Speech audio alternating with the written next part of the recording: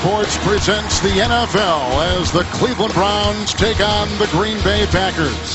The temperature will continue to drop all day long. There is a breeze and drizzle is in the forecast. Hi everyone, Kevin Harlan, Solomon Wilcots, thanks for joining us. A couple of second-place teams, one dealing with a lot of injury. Yeah, and since training camp, the Packers have lost 7 starters, including 4 on offense. Today, they will be without their 2 starting wide receivers, Randall Cobb and James Jones.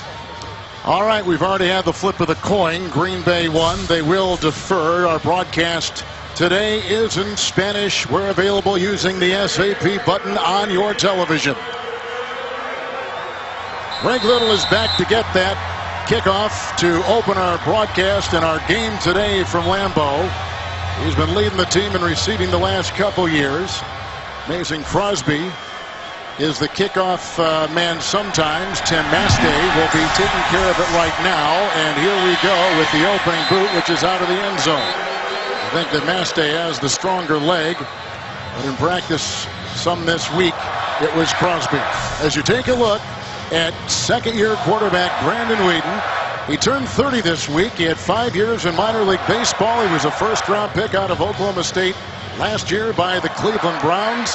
And he comes in with a starting record of 5-13. And the coaches feel that Brandon Weeden has improved during the season. However, he's got to avoid those critical mistakes of committing turnovers and interceptions in the second half of ball games. Weeden's got a 1st and 10.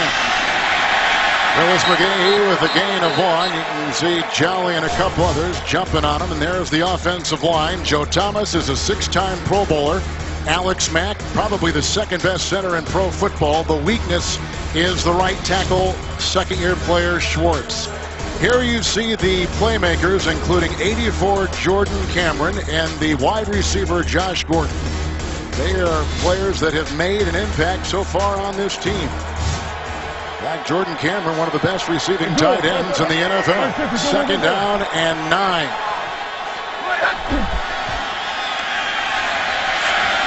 And that got away from looking for Little. Coverage on the play by Tramon Williams of the Green Bay Packers. 3rd down coming up. Ryan Pickett is the one who anchors the middle. Raji on one side, and they welcome back this season Johnny Jolly, who's missed the last 3 years.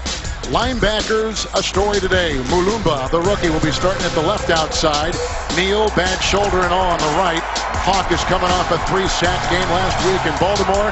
Here you see the secondary. Morgan Burnett had a good game last week against Joe Flacco in the Packer win in Baltimore. 3rd down and 9.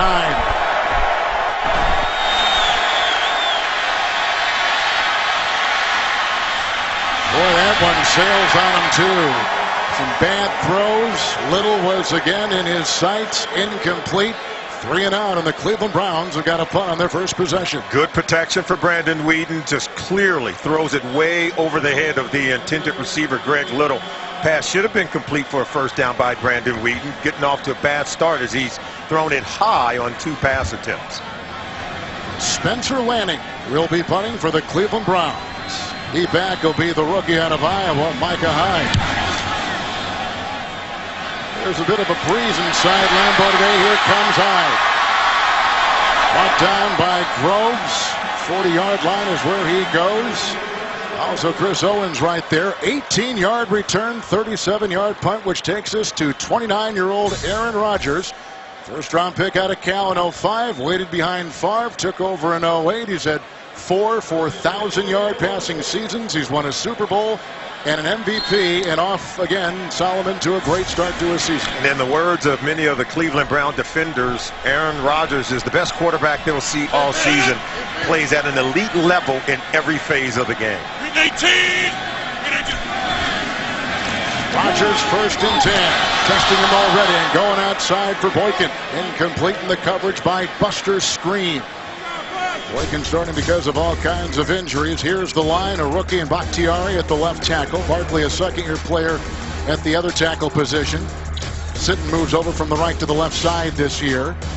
Eddie Lacy coming off a 100-plus yard rushing game last week against Baltimore. Finley, because of all the injuries, normally the tight end will play more of a wide receiver role today. 2nd down and 10.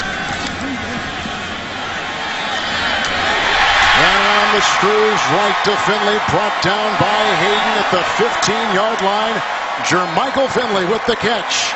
He becomes a top option right now. 26-yard gain, first down. There's no doubt about it. He's going to come across the field. See him coming right at the top of the screen, getting to the second level of the defense. And there are 11 personnel. It's the favorite personnel used by Aaron Rodgers with one running back, one tight end. Finley, they believe, is the best option, the best matchup advantage that they have against this Cleveland Brown defense. He had a 52-yard reception last week against Baltimore. First and 10 from the 14. Here's Boykin again.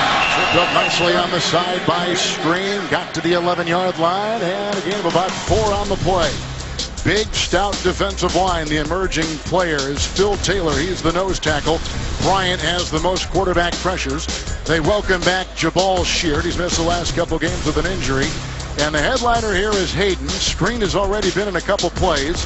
They are 2 top 20 quarterbacks in the NFL from Pro Football Focus. Second down and 6 from the 11.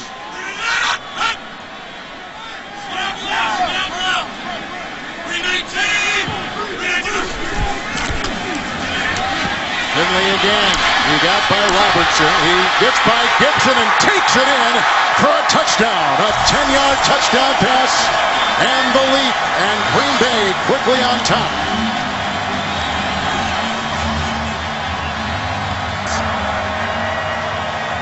Finley is the matchup advantage they want. And it's the matchup advantage Aaron Rodgers gets. You can see him right here. Just a quick out route. They have 2 tight ends on the field. He's essentially a third wide receiver in this personnel package.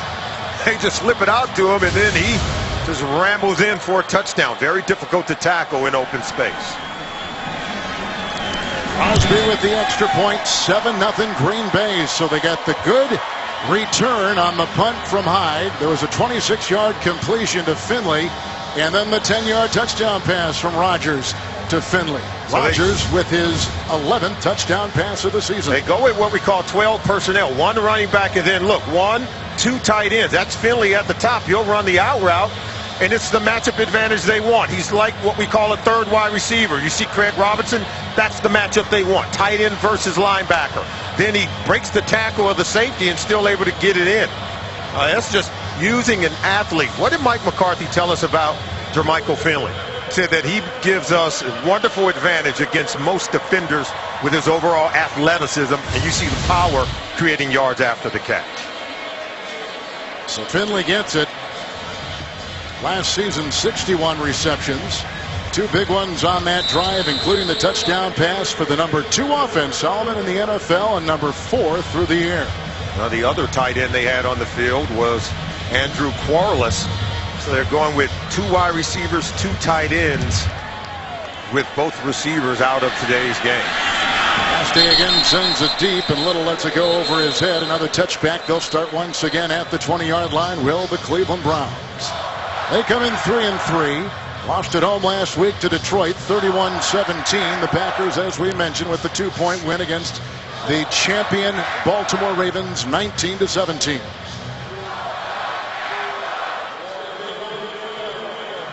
Browns with their second possession, 3 and out the first time. And as we welcome our new audience, Green Bay just took it 40 yards, a 10-yard touchdown pass to Finley. And 7-0 there on top. So here is Cleveland's second offensive possession.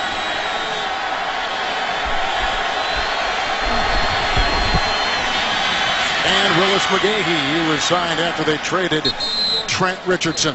That's a gain of 5 right there. Brought down on the play by Palmer. Let's go to New York and James Brown. Jets over the Patriots in OT. Nick Folk missed a 56-yard field goal but got a second and 10 based on a penalty on the Patriots. Makes a 42-yarder. They win in overtime, 30-27. Jets improve to 4-3. New England drops to 5-2. Kevin and Solid. That's a big one right there. No one expected that. Second down and 5. Packers are in the nickel as they are most of the time. Whedon dropped by Bess, who is usually sure-handed across the middle. There was coverage by Burnett, making it now 3rd down and 5. Ball's a little wet. Whedon does throw a hard ball, but nonetheless, Devon Bess has to be able to haul it in. If he catches it, it's going to be a first down. You know, Aaron Rodgers does a really good job of executing, putting pressure on the other quarterback to have to make plays in order to keep up on the scoreboard. Here facing already 3rd and 5, Wheaton's got to make a play to keep his offense on the football field. Whitaker is in next to Wheaton. 3rd down and 5 for Cleveland. Joe Thomas moved to look like the left tackle, the Wisconsin boy from Brookfield. False start. False start. Number 73 of the offense. 5-yard penalty. It's still 3rd down. Crowd noise can get to even one of the best tackles. Look at Joe Thomas. Got that kick step going up against one of the faster defensive ends in Mike Neal. And as we welcome our new audience, the Packers have already struck in a 10-yard touchdown pass to the tight end Finley. Green Bay has been hit hard by injuries on both sides of the ball. Second possession for the Browns. They just were penalized, making it now 3rd and 10.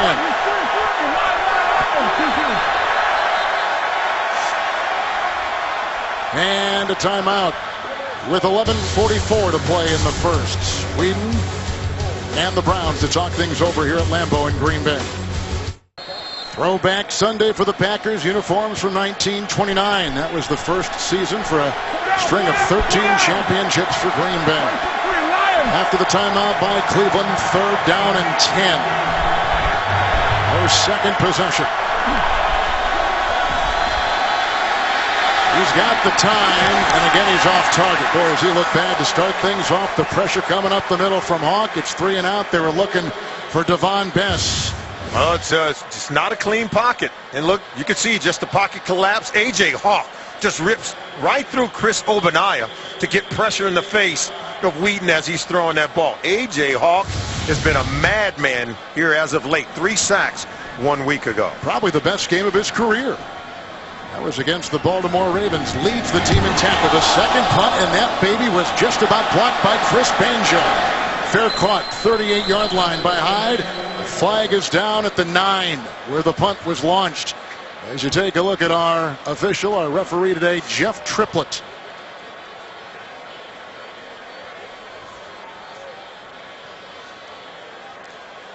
Packers have won 9 consecutive regular season home games in 22 of their last 23. Browns come in. Best record through 6 games since 2007 for them. Personal foul. Kicking team. Roughing the kicker. Hit the plant leg of the kicker. 15 yards, automatic 1st down. Well, go ahead and take a look at it. Cleveland Browns going to get another chance at it. There you go, right there. Well, you got to be smart as you come in. If you're not going to get the block, if you're stone burner, you can't take the shot. You can't take a chance to give them a new set of downs. He was just signed off the practice squad this week. He's undrafted out of Ohio State. He is seeing time because the regular special teams player, a tight end as well, Ryan Taylor, knee injury, surgery Wednesday and out. It's a new life from the 35 Wheaton. A block from Barnage, 1st and 10. On the move and right into the breadbasket of Little, who is forced out of bounds by Tramon Williams. That is a catch and run, a pickup of 19, and a 1st down to the 46. Oh, this is one of the best plays I've seen from Wheaton. Watch him escape and get out to the right side. Vision down the field, and then this is a laser he throws over to Little. And I'd love to see the fact that he wasn't trying to run it to pick up the 1st down. He was able to extend the play and buy time until the receivers were able to uncover.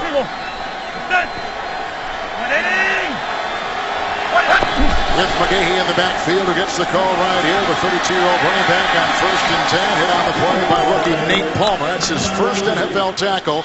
It is a gain of 2 on the play as he takes it down to the 44. And Kevin, so much has been said about the uneven play of the quarterback Brandon Wheaton from Cleveland, but you know, their inability to sustain a run game has really put more pressure on the quarterback to have to make plays. I believe if they can sustain some kind of ability to run the football takes pressure off the quarterback and gives them more balance in the offense. Well, the numbers say it. They're the number 22 rushing attack. You're right, 24 offense in the NFL. This is Whitaker in, second down and 8 with a burst, and he's brought down by Lattimore, coming off a very good game himself last week in Baltimore. He's down to the 38 and picks up 7. There is the new offensive coordinator, Norv Turner, the former head coach at San Diego. And everywhere he has been, they've been able to run the football, and I'm sure he wants to improve that area of his football team. Only 1 rushing touchdown in their 6 games so far this season. Certainly need more balance. Goes a long way into helping them to protect their quarterback, Brandon Weeden. He's been sacked 24 times, second most of any quarterback in the league. So the Packers trying to defend it with 2 rookie outside linebackers, third down and 1. Weeden again throwing wide. He has just been off target. That was intended for Whitaker. Fozzie Whitaker from Texas. It'll be 4th and 1, and it looks like they're going to try and go for it. Looked like Sam Shields nearly intercepted that pass from Weeden. Would have had himself a pick 6 had he been able to get a hold of it. You take a look at Rob Chizinski keeping the offense on the field. They're going to go for it on 4th down. This is where the ability to run the football is critical. Shouldn't have to put it in the air to convert 4th and 1. Packers again in the nickel. Ogbonnaya is in the backfield, 4th and 1. Weeden picked off on the play. Devon House. They were going for Bess. Intercepted. Devon House with his first interception of the season, picking off the second-year quarterback Weeden. The NFL on CBS is sponsored by Southwest Airlines. Find our fares online only at southwest.com. Papa John's, official pizza sponsor of the NFL.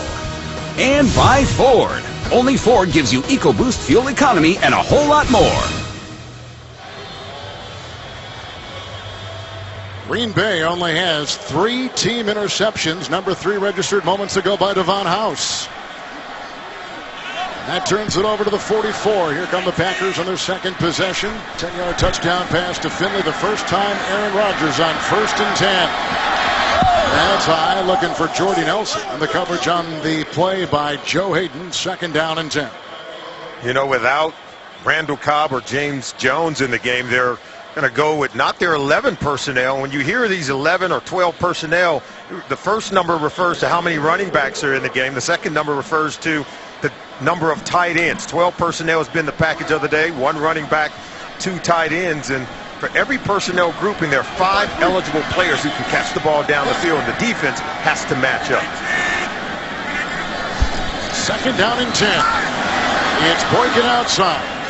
By Deshaun Gibson. It's a gain of 3 on the play. He's up to the 47. Gibson, of course, seeing time in the secondary. Randall Cobb is out for Green Bay, and that certainly limits the Packer creativity on offense. Yeah, that's why they would rather go with 11 personnel. The Packers call it their zebra package. 1 running back, 1 tight end with Jermichael Finley, and then 3 wide receivers. Jordy Nelson, James Jones, Randall Cobb. It's an explosive personnel grouping that Aaron Rodgers is accustomed to putting up a lot of points with.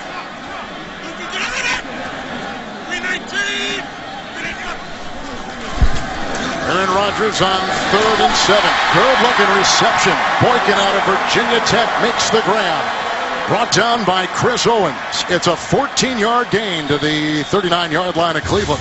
Right, Boykin dropped a few last week, and Aaron Rodgers, when we spoke with him on Friday, said, I'm going to keep giving him chances.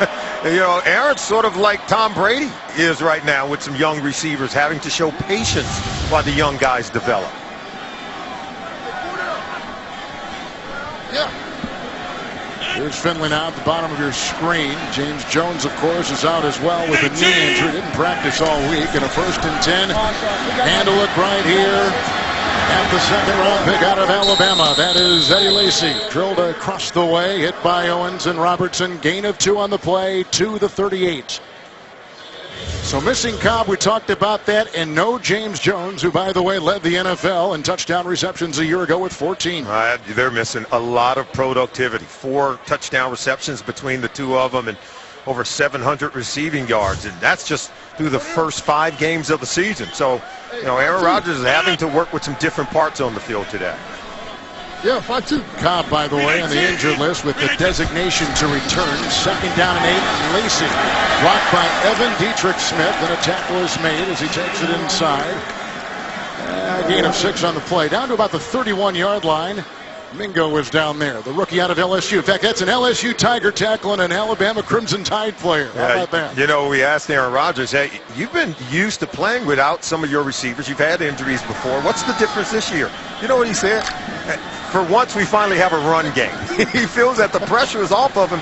Even without Jones, without Cobb, their ability to run the football helps him to feel a little bit better about it. Yeah, the run game a season ago was number 20. This year, the Packers number 5 in rushing. 3rd and 3. Pocket goes down. Here is where Rodgers is so crafty. Ward saw that he couldn't go much further. It's a gain of 5 on 3rd and 3. A Packer first down to the Cleveland 27-yard line. Is he not having fun playing football or what? He loses weapons like Cobb and Jones, and look at him. He's out there sliding around, getting the jersey dirt. He's pulling grass out of his pants and blocks someone. Aaron Rodgers is a complete package at the quarterback position. Smart, heady. He's got that strong arm, but then the ability to extend plays and move out of the pocket when he's in trouble. He can save himself.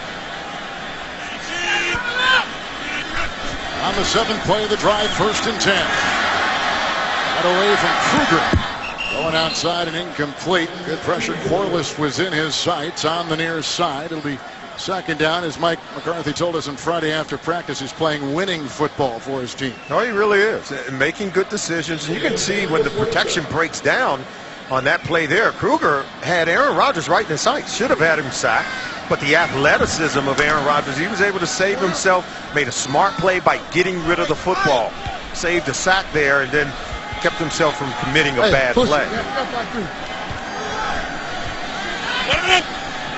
Into the nickel, 2nd down and 10. Over. Bam, green 18! Green 19! Eddie Lacy, Bakhtiari with the ball. Slowed up, Groves got a hand on him. Robertson jumps on him again. That's a gain of 5 on the play. The Cleveland defense comes in number 7 in the NFL this afternoon. Well, they are a much improved unit under their new defensive coordinator, Ray Horton. When you talk to many of the players, they love playing for Ray Horton. He takes input from the players. Of course, he allows them to play with a great deal of freedom. You can see these are the 2 best teams in terms of offense, yards per play, where the Packers are the best, and then this defense under Ray Horton, they're allowing the fewest yards per play in the NFL.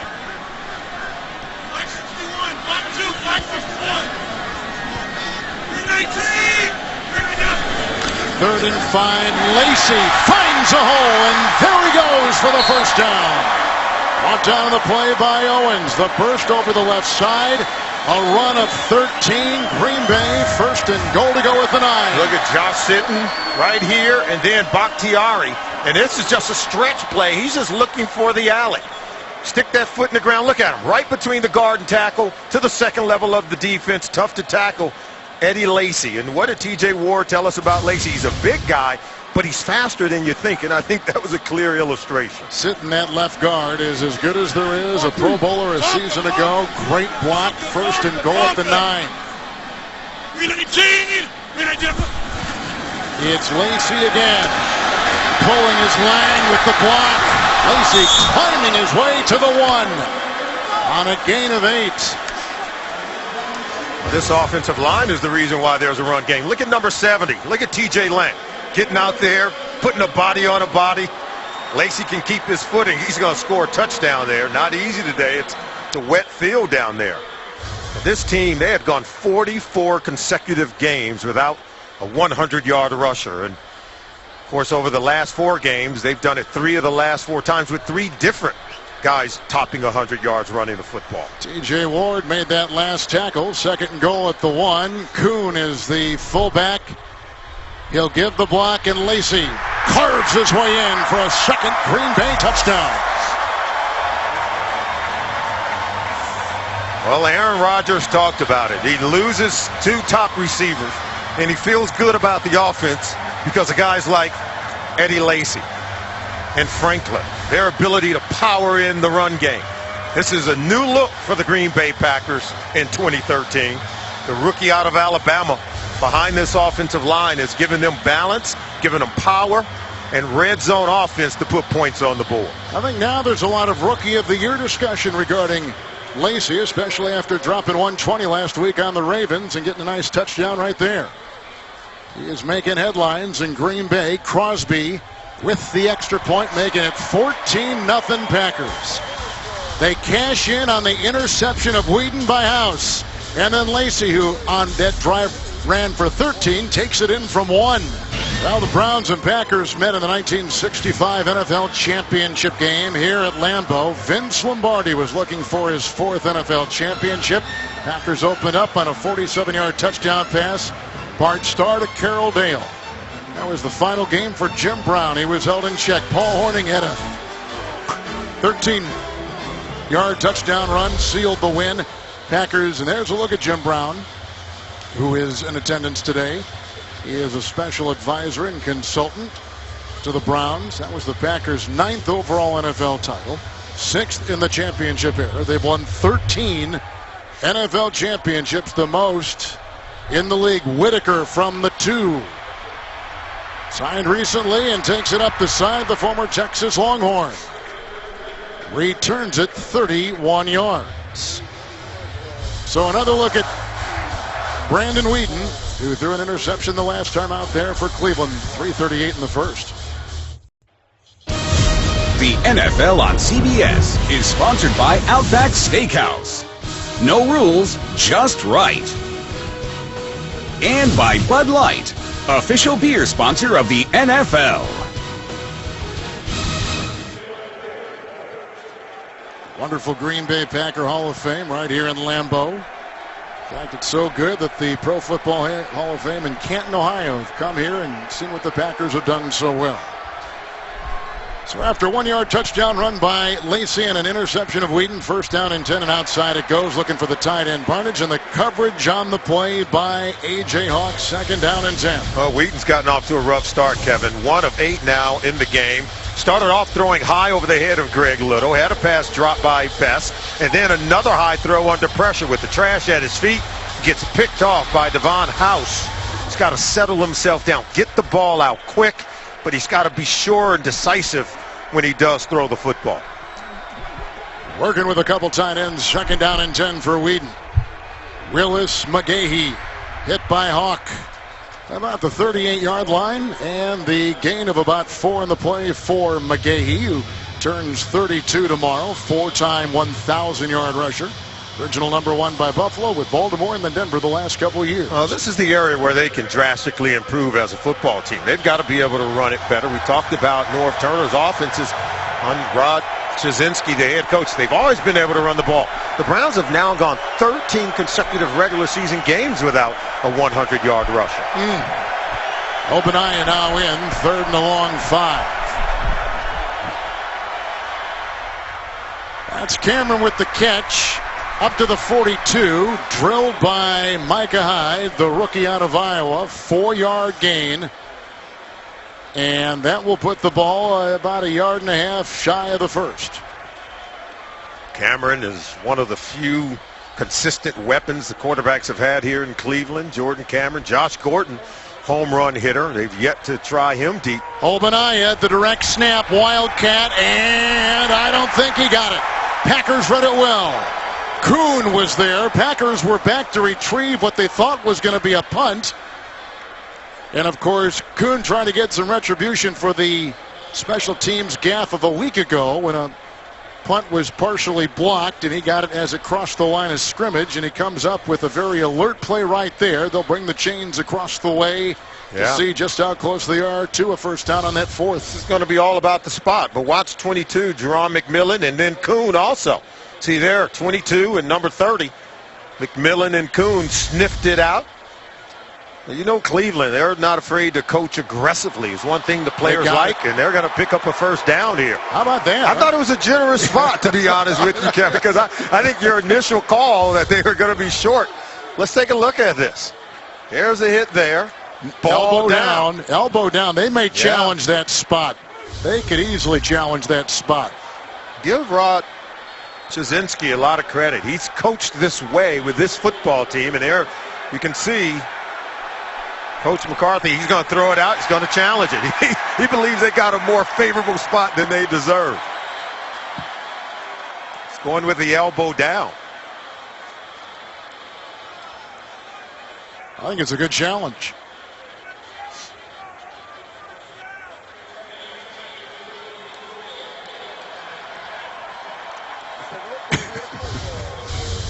Go ahead and take a look. Look at the elbow. There's the elbow down, and then he rolls forward, and that's where they place the ball. Mike McCarthy challenges the play.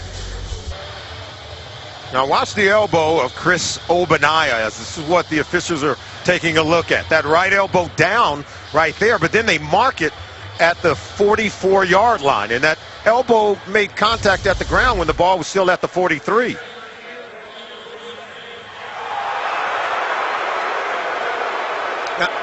And that's something I questioned during the break, Kevin. Is there enough evidence to maybe overturn it?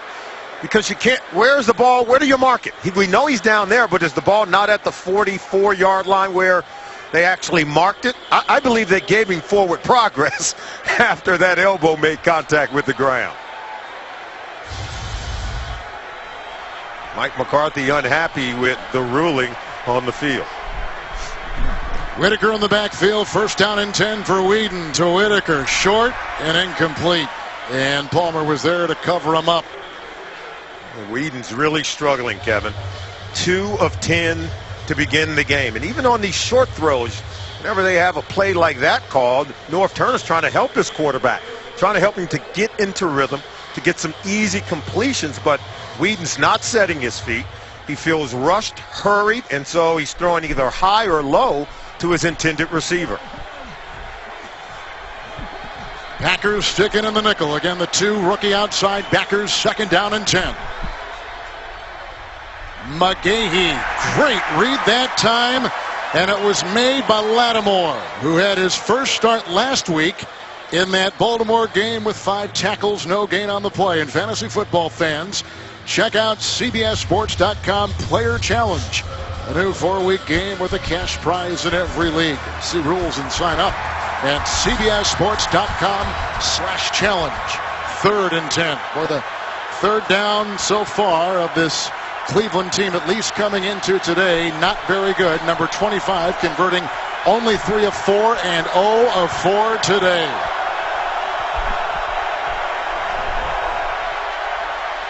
Whitaker is in, offers the block. Whedon almost picked off, incomplete. They had a couple right there, including Shields and Morgan Burnett. Number 42 missed 3 games earlier on with an injury. Well, he's going to throw this ball late, and it's bracket coverage up the top. See, ball's got to be thrown now, but you can't go there with it because Burnett was sitting all over that route. You have to understand where the coverage is and go through your progression quite quickly, finding the single covered receiver. They were going for little. 7 plays punt. Lanning to boot it for the Cleveland Browns. Micah Hyde, the former Big Ten Defensive Player of the Year, back there landing at the 5. And as you can see, it'll be a touchback. 56-yarder by Lanning. Aaron Rodgers, he's been an MVP. He's a Super Bowl winner, and he leads the 3-2 Packers today. Back at Rainy Lambeau in Green Bay, catch a special episode of TV's #1 comedy, The Big Bang Theory, followed by the sharp and funny new comedy, Mom. It all starts tomorrow, 9, 8 Central, only CBS. Kevin Harlan, Solomon Wilcots here in Green Bay. 2 possessions, 2 touchdowns, a 10-yard pass. Rodgers to Finley, a 1-yard touchdown run by Lacey. 3rd possession right now from the 20, 1st and 10.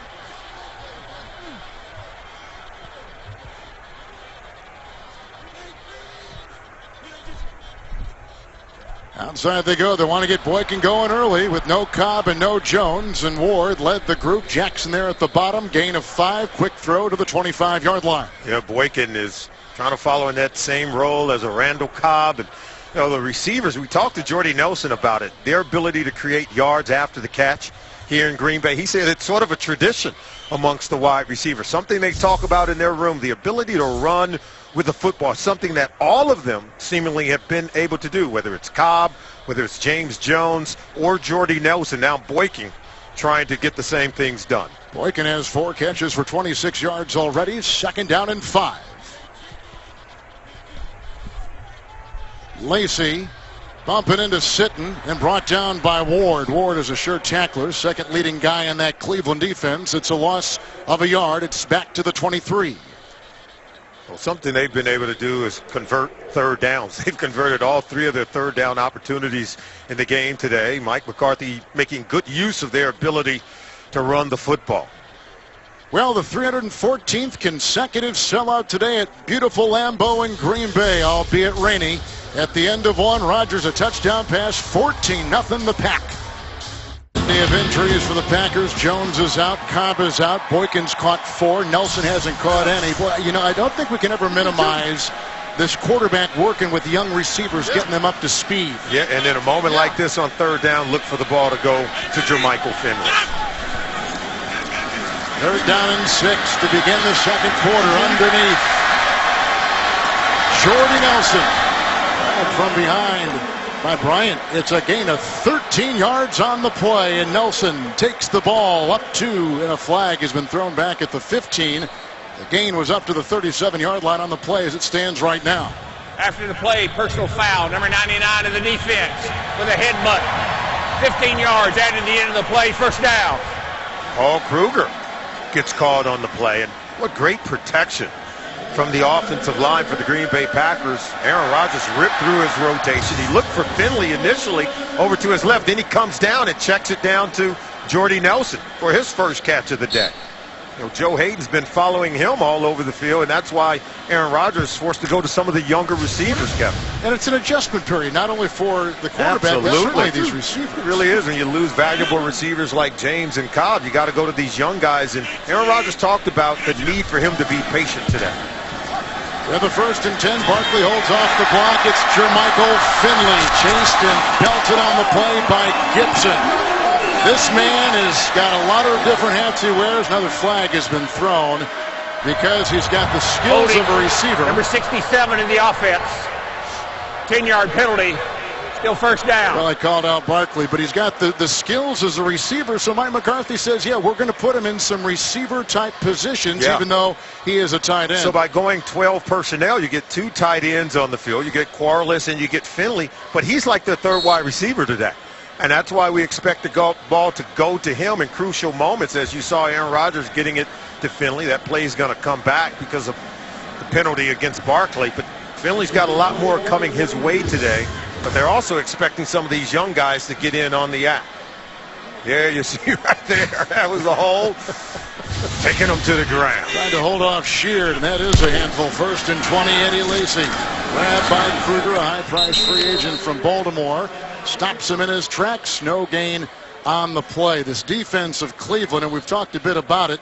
Number 23 a year ago, we mentioned before, number 7 against the run. Although the last couple weeks against the Bills and against Detroit, they've been gashed a little bit, and Ray Horton has had to make some tweaks on that defense. Yeah, he understands that, you know, their frontline guys are as good as anyone in the National Football League. Phil Taylor, Taba Rubin, Dez Bryant, but Ray Horton is such a great teacher.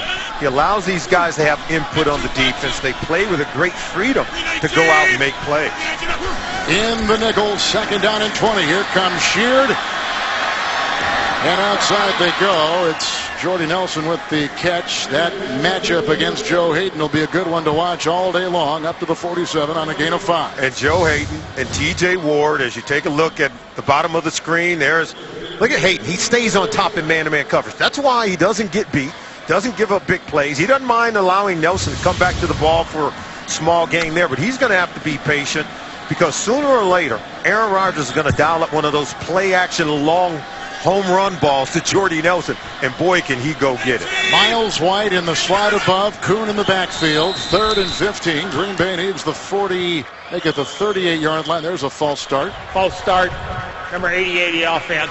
5-yard penalty, still 3rd down. You know, since the middle of last year, Finley has really been on his game. We mentioned before the 61 catches. He's now climbing the ranks of receivers in terms of yards and reception, certainly in tight ends, but overall receiving as well. He's cutting the mode of a Jimmy Graham, one of those athletic tight ends that can really win in the matchup advantage. And yeah, he's become a more disciplined player, more consistent at catching the football, and I think he's even improved in his blocking. Cleveland looks like they got 1-2, and Cameron outside Finley on 3rd and 20, following a block and brought down across the way by DeQuell Jackson, who, as we said before, leads this team in tackles. A pickup of 12, 4th down, well shy of the first, and they'll have to punt for the first time. There you see Rodgers, his confidence level in Finley is, I think, very high. And with some of the young guys on the field today, you're going to see him going to Finley and Jordy Nelson more times than not. But he said he's not going to shy away from going to some of the young guys. The penalties on that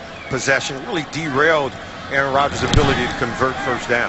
Good had the low long snap. Bess is back there. Hang time of 4-2 and good special teams. Corliss was down there and a couple others making sure that Bess had no room to roam.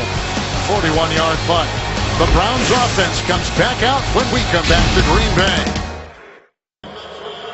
What do they say? The quarterback's best friend is a good running game, huh? Oh, absolutely. It slows down the pass rush and provides Wheaton with play-action pass opportunities to get the ball down the field. 4th possession, Ogbonnaya. Got by Raji. Watches a block from Thomas. Open up the gap, and he's brought down by a couple, including Burnett. Close to a first down and about 10 yards for Ogbonnaya. Coming up in the Verizon halftime report from New York. Join JB, Dan, Shannon, Boomer, and Coach Bill Cowher for the latest NFL scores and highlights. That's coming up on the Verizon halftime report from our CBS studios. Yeah, they're trying to improve it, but right now there just is not a whole lot there. As we mentioned before, they trade Trent Richardson to Indianapolis. Yeah, they lack the consistency. But 2nd and 1 now, they're ahead of the game. Should be able to convert this into a first down. Ogbonnaya, who has run well, looking for some blocking and hit on the play by Mulumba. And close to a first down on that 2nd down and 1. Mulumba from the Democratic Republic of Congo hasn't played a lot of football, but he is raw, and they love his upside. Yeah, I want to get back to the run game of the Cleveland Browns as you take a look at Mulumba. But here is Ogbonnaya going out of the game. And Trzynski said that he felt like his offensive line was just beginning to become as physical as they have been all season. They bring back the right guard, Sean Laval. They believe that they can really get the run game going. Real critical 3rd down play here. McGahee in 3rd and 1. Willis. Oh, he was drilled by M.D. Jennings, who sunk low, submarined in. It may not have been enough to stop McGahee, who was out of work. And there is M.D. Jennings. McGahee was sitting at home in Miami. They made the trade to Indianapolis of Trent Richardson, the 3rd overall pick. They called this guy up because the head coach, Trzynski, played at the University of Miami, coached down there, and knew Willis from those days down in South Florida. Absolutely. And you know what? He was stopped initially, but he was never down. All he did, as a veteran would do, he stuck the ball across the line there. I think he's going to have enough for a first down, even though he was stopped initially. You see what kind of spot they gave him. And, yeah, he was able to extend that ball. And that's why, if you're Trzynski, you go get a veteran off the sofa like Willis McGahee. See right here, he's never down, Kevin. Watch him stick the ball beyond the first down mark right there. It's a vet, and he's not down. That's a veteran move there to make a play for your football team. But the Browns rushing comparison before and after Trent Richardson in that trade, you can see it's improved overall, but still needs to get better. Gordon still hasn't caught a pass. First down and 10. And they go right to Gordon. Coverage by Tramon Williams. This Gordon, and there's Flau all over the field. They throw it right there on that 1st and 10. Gordon is an emerging player in this NFL and a guy that you're going to want to watch not only today but the remainder of the season. A rising player. But he drops one right there, and Williams on him. Personal foul, unnecessary roughness. Number 38 in the defense. 15 yards, automatic first down. Now it's a play-action pass. The run game is working. They want to get the ball over the middle. Now, does he know if he has the ball or not right there? I mean, well, you played the position. If he has the ball, then you can tackle a guy by throwing him to the ground. But I know that was maybe a continuation of the play, and I think if you're Williams, you do have to have greater recognition. You don't just get to slam the man to the ground. Wildcat formation. In there, Marquise Gray, a former college quarterback in Minnesota. And the run there wrapped up nicely by Nate Palmer, number 51, who makes the stop, and it's a gain of a yard. Palmer is from Chicago, went to Simeon High School, and he played high school basketball with a guy named Derrick Rose in high school. Marquise Gray comes in to run the Wildcat. It's his job to read the end man on the line of scrimmage. And you may say, well, why didn't that play work? He should not have given the ball to the runner. He should have pulled it out of his belly and kept it. He could have ran right around the end for a huge gain. Running back is Whitaker. Second down, long 9 for Brandon Weeden. Thomas with the block at the left tackle. There he's got Whitaker right in the middle. Lattimore got him first, right around the ankles, up to about the 41-yard line, and a gain of 3. Let's take a look at that Wildcat play. Let's go ahead and fake it. They're going to read here. You read this end man on line of scrimmage. If he comes here, then you got to keep it and go around the end. Let's go ahead and read it. Now stop it right there. See, with the end comes down, he's got to pull the ball out and go around here. And that's why you have the tight end pulling. He would have had a huge gain on that Wildcat play. Yeah, that was great, but I'm more impressed with how fast you drew those arrows right there. That's how fast he's got to read it. That was pretty good. They're down in 7. Weeden, and he's got his man. Did he keep in bounds? Cameron, he caught the ball. He was working on the rookie Micah Hyde. The gain to the 44. Pickup of 15 for Jordan Cameron, the former college basketball player at USC. And somehow when the run game gets going, Wheaton sort of gets going, because that's a really good throw and maybe even a better catch by his tight end, Jordan Cameron, in tight coverage.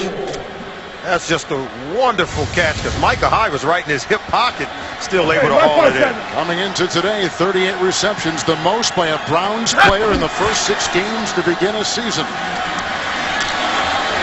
McGahee, MD Jennings was there along with A.J. Hawk, and the gain down to the 38-yard line, a pickup of 6. You know, you run it on 1st and 10. You go with that sweep play off tackle. You want to be able to get anywhere from 4 to 6 yards, and that's what Norv Turner, your play caller as the offensive coordinator, to stay on schedule. You want to get it to 2nd and 5 or 2nd and 4 to feel like you're ahead of the chains and you have the defense back on their heels.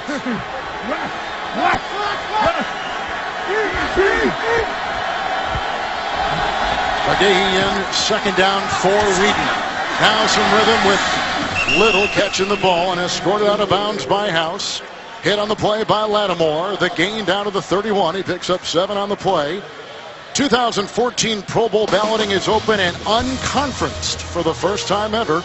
You can vote for the best players regardless of conference. Then Pro Football Hall of Famers Jerry Rice and Deion Sanders will draft unconference players as alumni captains. Vote now for your favorite players at NFL.com/Pro Bowl ballot. 9th play of the drive. Rich started back on the 12-yard line for the Browns. McGahee, House, and Hawk. Hawk making the stop. He's from Kettering, Ohio. Is A.J. played at Ohio State, #1 pick by Green Bay 8 years ago. Gain of 2 right there for the Browns. You know, some quarterbacks need the run game to operate more than others. For years here in Green Bay, when there was an absence of a run game, Aaron Rodgers still played at a high level. Brandon Weeden needs a running game to be able to operate efficiently within the offense, to slow down that pass rush, and give himself a chance to make pass plays with play action.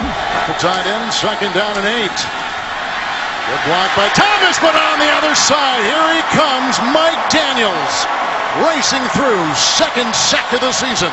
It's a loss of 10, and it's back to the Green Bay 39. Daniels working against the right guard. Look, you can see him coming around right here. And look at it, he just keeps pushing, working against Laval. Is able to make a play. That's just a big guy who can move. Remember, the linebackers are out today. Clay Matthews gone, Nick Perry gone, Mike Neal. 3rd and 18 has been injured with the shoulder. In now, you see him on the edge. And racing in, Schwartz picks him up, 3rd and 18. Here comes Weeden with time. They need the 21. And out of bounds about the 28 goes Brandon Weeden, an Oklahoma boy. He was a terrific high school pitcher and went to the minor leagues and drafted high and spent 5 years there. Then he decided on college football. Take a look at this. They're going to come here. He goes there, and then he gets outside. but go ahead and roll it. And let's take a look at the receivers down in the field. They're not used to Wheaton scrambling. And look, they don't uncover. You got to come back to the ball. You got to come back to the ball. Work your way into an open spot. And they're not used to Wheaton being able to extend plays where they have to stay alive as wide receivers. 11-yard run gets him into field goal range, and here comes Billy Cundiff, signed prior to week 1. 46-yard try. Wind at his back. 3 on the board for the Cleveland Browns with 5:11 to play before halftime here in Green Bay. Big play on that drive, a pass to Cameron for 15 yards. The NFL on CBS is sponsored by Pfizer. DirecTV. If you call yourself a sports fan, you gotta get DirecTV. And by Acura. Discover more about the Acura RLX at Acura.com/RLX. People surprised sometimes that Lambeau Field is in a neighborhood. And it's been added on to certainly over the years. A look at the numbers on that drive led by quarterback Brandon Weeden. Yeah, the run game improved, and so did Brandon Weeden. He was 3 for 3 on the drive and completed passes to 3 different receivers. Give him a run game and it starts to look better. And here comes John Kuhn, fullback, who is brought down the play by Eric Martin. Also hit there by Leon McFadden. 20-yard return and some shoving after the play. And there was some pushing by Daniels and others, and you can see the separation between these two teams. 5:06 in the second. Aaron Rodgers has thrown a touchdown pass. He'll come out now for Green Bay. Back at historic Lambeau in Green Bay, a top NCIS agent could hit rock bottom in a new episode of TV's #1 show, NCIS, Tuesday, 8, 7 Central. Only CBS. So here comes Aaron Rodgers. They've got a 10-yard touchdown pass to Finley. They had a 1-yard touchdown run by Lacy. 5 and punt last time from the 31. Eddie Lacy weaves his way and then brought down by Ward and tumbles ahead up to the 38. Solomon picks up 7. We came into this game talking about all the injuries for Green Bay's playmakers like Cobb and Jones. Oh, those two are critical. And because they have an Eddie Lacy, they can still get by and manufacture yards running the football without having to rely so much on the passing game. Handoff into the nickel. Lacy, 2nd and 3. Brought down by Jackson on a gain of a yard on that play. Yeah, with James Jones, Randall Cobb out, Mike McCarthy, he's going to rely on the tight end, Jermichael Finley. But also, you can't forget about Jordy Nelson, because Jordy Nelson can create big plays. He can run after the catch. He can get down the field on those play-action passes, and he and Joe Hayden makes for a wonderful matchup at the bottom of your screen today. Nelson, the leading receiver with 27 receptions coming in, a couple today. Here's a 3rd and 2. Here's Nelson. Hayden is on him. They got the first down up to the 45-yard line. They pick up 6 on the play. The former high school quarterback in Kansas, Wildcat at K-State, and a first down. So Jordy Nelson, he's matched up with, I think, a potential Pro Bowler in Joe Hayden. You can see Hayden staying on top in good position, not allowing Jordy Nelson to get down the field. And there's times, look, Nelson, he does catch it, not for a huge gain. 3 catches, 24 yards on the day for Jordy Nelson. 1st and 10 for Rodgers. Look out, here comes Sheard. Then he runs out. Flag is down at the 50. Picks up 4 as the play stands right now to the Green Bay 49. See what's going on here. It's going to be a penalty. Everyone's pointing towards the Cleveland Browns side. Holding 53 of the defense. 5-yard penalty added to the end of the run. Automatic first down. That's Craig Robertson, so he picks that up. He's a guy who's emerging and drafted player out of North Texas. You know, it's hard enough to stop Aaron Rodgers in this offense without giving him anything. And for Cleveland, got to watch those penalties, because Aaron Rodgers, just like the great quarterbacks around our league, whether it's Peyton Manning, Tom Brady, Drew Brees, you cannot give them extra opportunities by committing penalties to create first down. Some pretty good names there. First down and 10 from the 46. Rodgers has hit 5 in a row. He hits the deck right there. Aaron told us he gains 4 right there. Aaron told us on Friday, he says, like, I got to, with all the injuries and the changes and adjustments on the offense that you were talking about a second ago, I fight the urge to press and to do things that don't just come naturally and not be patient. Yeah, he talked about it. He said, hey, I got to be patient. He kind of reminded me of Tom Brady with the young receivers he's working with. He's got Jared Boykin. He has Miles White, the rookie out of Louisiana Tech. And there's going to be times when things aren't going to be pretty, and he's got to provide leadership to help these guys develop. Lacy on 2nd and 6. Gets to the next level. Brought down by Gibson on the play. That's a burst of 9 for Eddie Lacy, who ran for over 1,300 yards a season ago in Tuscaloosa. Oh, this is what Aaron Rodgers was talking about. He said this is the difference with this year's team. The ability to run the football. Yeah, we're missing some weapons, but I can give the ball to Eddie Lacy. Plays like that. Now he goes up top. Almost picked off. Flag has been thrown. Jackson was jumping right in front of the intended receiver, Jared Boykin. He's quick counting us, Kevin. He's going to hurry it up. Well, he's so smart and so reactive, and the Browns have been penalized again. Too many men on defense. 5-yard penalty. It's still first down. There's a quick count. Rob Chazinski saying we got to get them in and out of the huddle and off the field. And Aaron Rodgers, you talk about them being smart. That's what the good ones will do. They'll catch it trying to get the personnel grouping to match up to the offense, and he'll go ahead and get his guys up to the line of scrimmage and run a play. Packers come in 3-2. They started 1-2. Browns have won 3 of 4. They're 3 up and 3 down coming into today. 1st and 5 for Rodgers.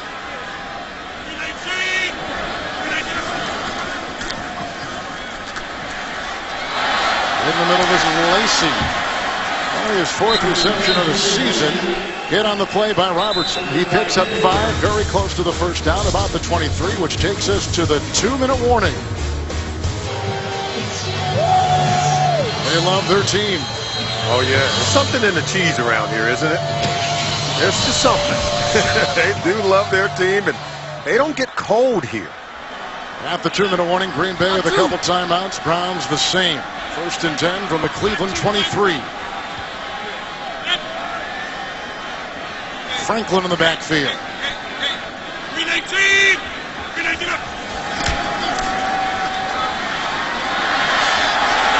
he had his receiver incomplete, looking for Franklin, the rookie out of UCLA, the all-time leading rusher for the Bruins.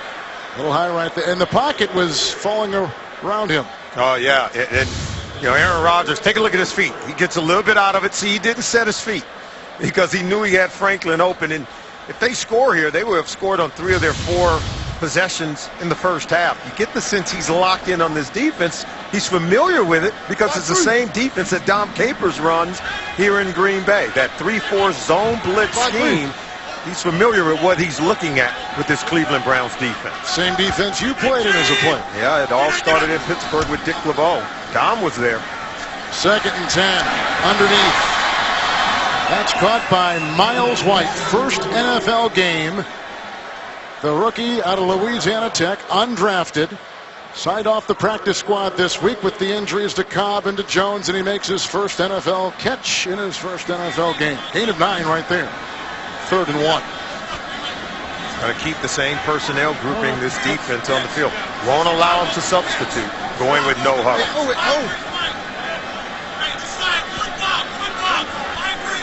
He knows his defense, Kevin.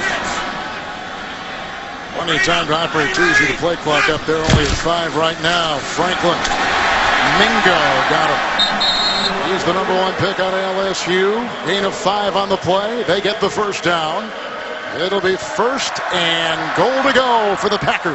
And remember, Ray Horton, the defensive coordinator for Cleveland, studied under Dick LeBeau in Pittsburgh. But, hey, Kevin Green, the defensive line coach here in Green Bay, was in Pittsburgh.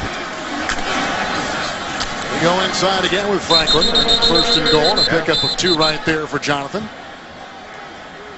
Getting back to it, Dom Capers, defensive coordinator here in Green Bay, was in Pittsburgh. Darren Perry, he coaches the defensive backs. He was a safety under LeBeau and Dom Capers in Pittsburgh. So these are identical defense. And Aaron Rodgers seems to got a feel for what Cleveland's doing on that side of the ball.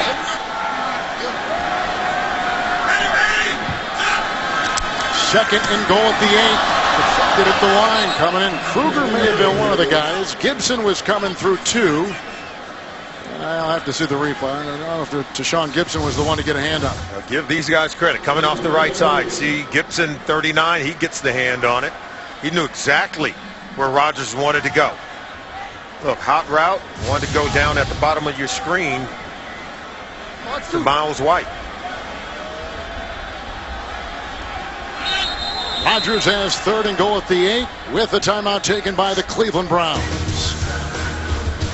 14 seconds to play before halftime.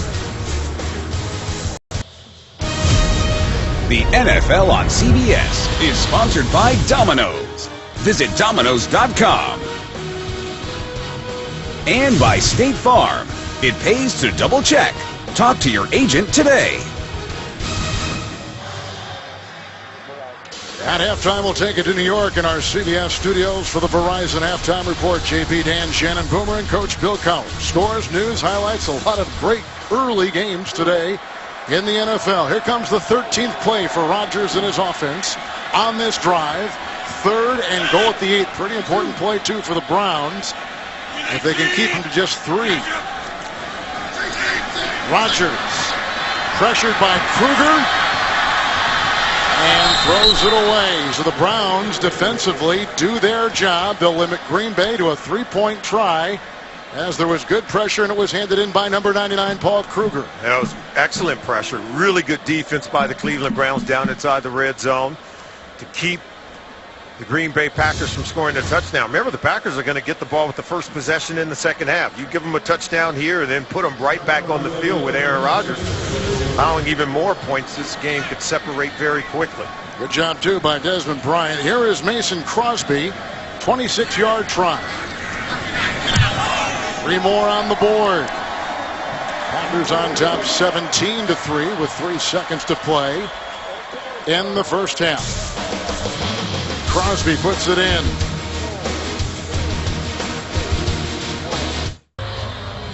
14-play drive and a 26-yard field goal. You know, the running game has always been a tradition here in Green Bay with the Packers. How about the great Jim Taylor? He ran his way into Pro Football Hall of Fame as the Packers' second leading rusher all time. And Paul Horn, he perfected Lombardi's famed sweep in the alley and then a rugged play of Edgar Bennett. Well, I'll tell you, they've been some really good runners here in Green Bay Packers history. Whitaker will take the kickoff, and that will take us with a Micah Hyde tackle to halftime. 17-yard return. Rodgers a touchdown pass to Finley. Lacy a 1-yard touchdown run.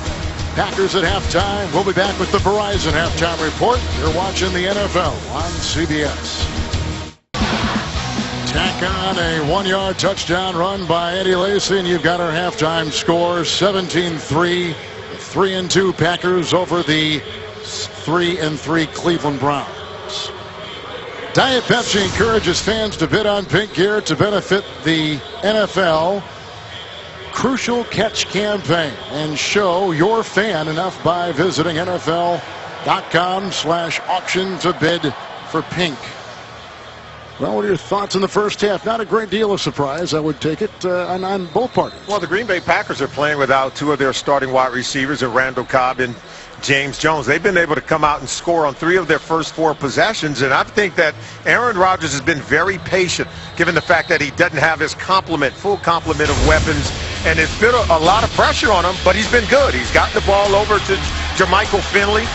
3 catches for him to start the game. And then how about other guys like Jared Boykins? He's their leading receiver at halftime. They haven't forgotten about Jordy Nelson. And this offense has been clicking. And they've even gotten the ball over to Miles White, the rookie from Louisiana Tech. This offense is doing a really good job of having excellent balance for the Green Bay Packers, both rushing and throwing the football. And right now, if you're Brandon Wheaton, you've got to really get your defense off the field, start to manufacture some yards. Only 89 yards total offense for the Cleveland Browns in the first half. The Packers won the flip of the coin back to begin the game. They deferred, so they'll get it here to begin the second half. Packer offense so far, no turnovers, no sacks allowed, 17 minutes time of possession. They score on all 3 of their red zone possessions. Previous 6, they had not scored a touchdown. Today they got 2 touchdowns and the field goal in the red zone. Good sign for them as they come in having lost at San Francisco, won here against Washington, lost at Cincinnati, 1-2 straight against Detroit and at Baltimore last week, and our second half is underway. Here comes Franklin from the goal line for Green Bay, running into Kuhn. And then brought down on the play by Tank Carter, the ex-Buffalo Bill, with a return of 26 yards. And so the second half opens up with Aaron Rodgers getting it first down and 10. Solomon right about his, let's see where they're going to mark, 26-yard line. You know, and we talked about it in the first half. They like to go with one running back, one tight end, and you know, with the 2 receivers out, with James Jones and of course Cobb out, they've been going with 2 tight ends. With the first and 10, here comes Rodgers. Underneath Lacy. Grabbed by Tashawn Gibson. And he's up to the 32 and a gain of 6 on first down. They've been very effective. Despite not having their full complement of weapons, they're still able to score on 3 of their first 4 possessions in the first half. Just very efficient.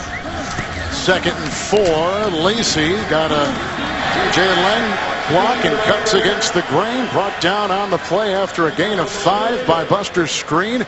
Has the first down to the 37-yard line. His emergence has been a major storyline for the Packers. I think it's a major storyline because he's just getting better. As a rookie, you know, he's not one of these guys that's going to go away. He's going to get better as the season goes on. And if they can run the football as well as they have over the last couple of weeks, it makes for a much more potent offense here in Green Bay. Rodgers into the nickel, first down and 10. That's Boykin again, catch number 5. He's picking up 6 yards right there. In the area was Owens, and he's up to the 43. I mean, even without Jones and Cobb in the lineup, another thing, they're able, as the Packers have always done, with their homegrown talent, to be able to develop players like Jarrett Boykin and Miles White. They're going to be more seasoned by the time Jones and Cobb return. 2nd down and 4. Underneath, once again, they find Boykin. Robertson is there. Owens is there. That is a gain of 13 down to the 43-yard line. Yeah, the motto in Green Bay, the philosophy is draft them, develop them, and play them. They didn't go out and get any free agent wide receivers, and there were some sizable names out on the free agent market. And that's what Jordy Nelson talked about in the past when Donald Driver or Greg Jennings would go down. He had to step up, and now you're seeing the same with Boykin. First down. Right on the money and right in stride. Jordy Nelson hit by Gibson, sliding inside. 17-yard gain to the 27. Oh, Nelson's a big body receiver, 6'3", 215, but so fluid and really good in terms of creating yards after the catch. Not afraid to go into the teeth of the defense over the middle of the field and catch the ball.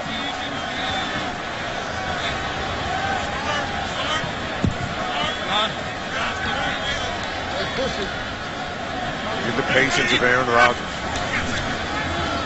Lacy on first down, looking for a block from Finley, not there. The tackle was made by John Hughes. Yeah, the Packers could have gone out there. Devery Henderson, Steve Preston, Brandon Lloyd, Deion Branch. I mean, there were some names, but all they do is they go down to their practice squad, elevate a couple guys, and they are performers today. And they develop talent from within. You saw Eddie Lacy here. They needed a running game. They went out and drafted Eddie Lacy. They went out and drafted Jonathan Franklin. These Alabama running backs, you kind of have your questions about them, but Lacy's paid off here in Green Bay early in his career. He has. 2nd down and 10. Lacy with 56 yards rushing today. Look at Rodgers. Underneath, incomplete. Lacy was there, covered by DeQuell Jackson with the incompleted pass. There's the pride of the Tide. We talk about 3 consecutive years. You had first-round running backs out of Alabama. Mark Ingram goes to the Saints. You see what he's done in his career, and this is at least this season. Trent Richardson was traded from these Cleveland Browns to the Indianapolis Colts after being taken 3rd overall in the 2012 draft. And in 2013, Eddie Lacy lands in the first round here in Green Bay. And here's a guy that I think he's paying off big time for this football team. 5 defensive backs, 3rd down and 10. They got him from behind and sacked as he goes down. Kruger and Owens combined right there. First sack, loss of 7, back to the 34.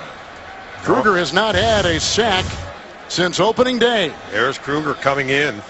You can see working against the right tackle there. Don Barkley was able to come in and get the sack. I want to go back and make a correction because Lacy was taken in the second round. He fell out of the first round. And Green Bay scooped him up in the second round of the 2013 draft. Here comes Mason Crosby, 52-yard field goal try.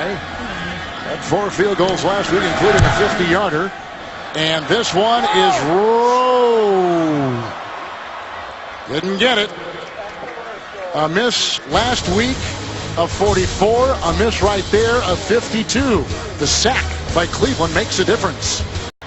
Second half scoring has been a major problem for the Browns this season. Yeah, it's been critical. And, they've been able to finish in 3 of their 6 games, but then it's been costly. They've led at halftime in every game coming into today. Whitaker in the backfield on first down and 10 after the missed 52-yard field goal by Green Bay, and a gain of 5 right there and brought down by Lattimore. And you can see the numbers, and they're not very appealing for Rob Chudzinski's team. Yeah, they score the points in the second quarter, but huge fall off on offense in the third quarter. Then defensively, they are able to stop people in quarter number 2, but then coming out to start the second half, that's where most of the damage has been done. Last week, they allowed 3 touchdown passes to the tight end for Detroit, already allowing a touchdown pass in the first half of this game to the tight end, Jermichael Finley. And as you saw, they have led at halftime all season long until today in Green Bay. Striking down in 5. McGahee is in. Good time for Whedon. Lattimore brings him down. He had a terrific game last week. In his first NFL start, he just has his first sack of the season. Loss of 2, back to the 44.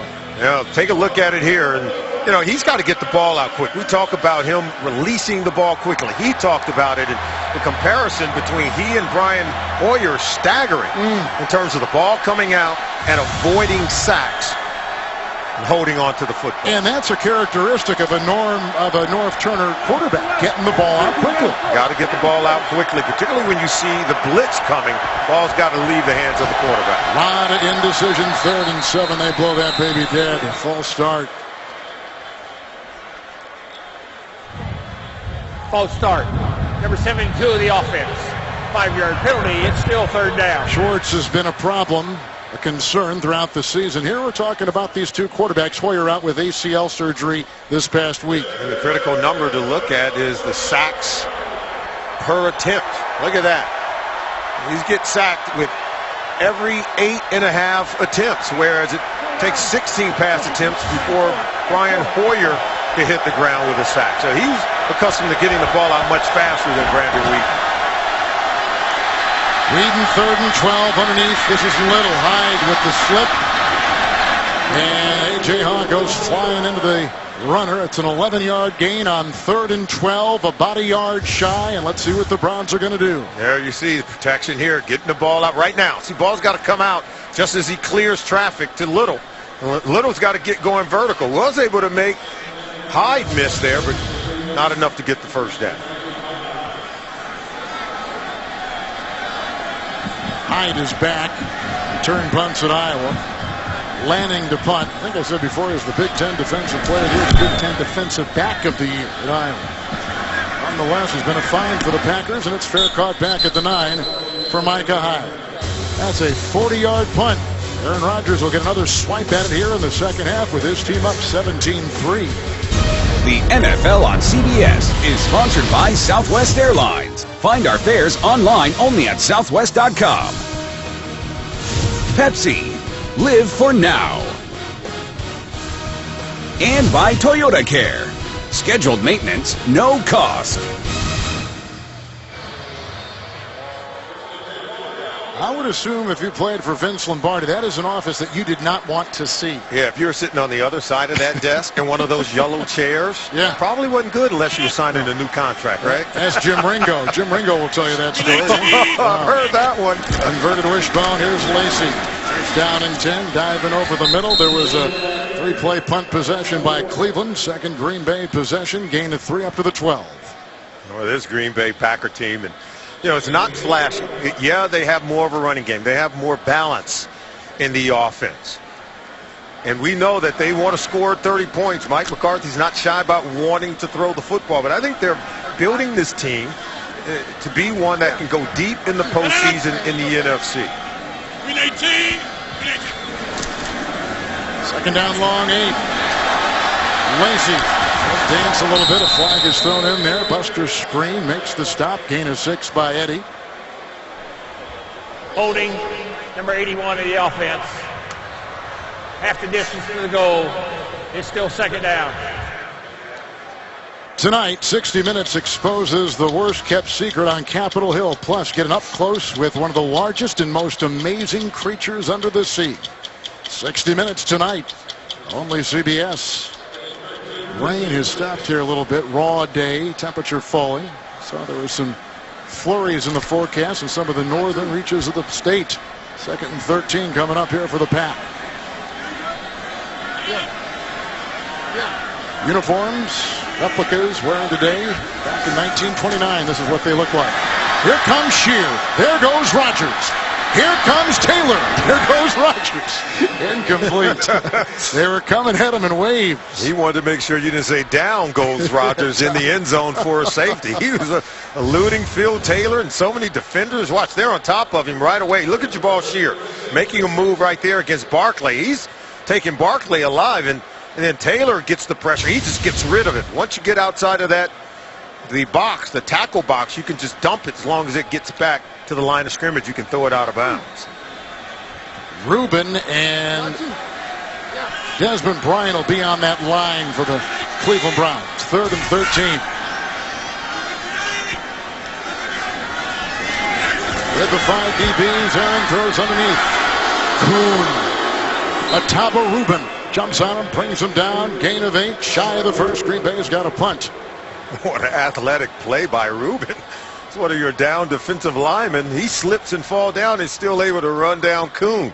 He either said something about the speed of Ataba Rubin, or maybe that Kuhn's not that fast. How about the last 2 defensive series for the Browns, holding Green Bay to a 3-point try, which they didn't get. Now they hold them to a punt, keeping them in their own zone. And now they need some help from their offense.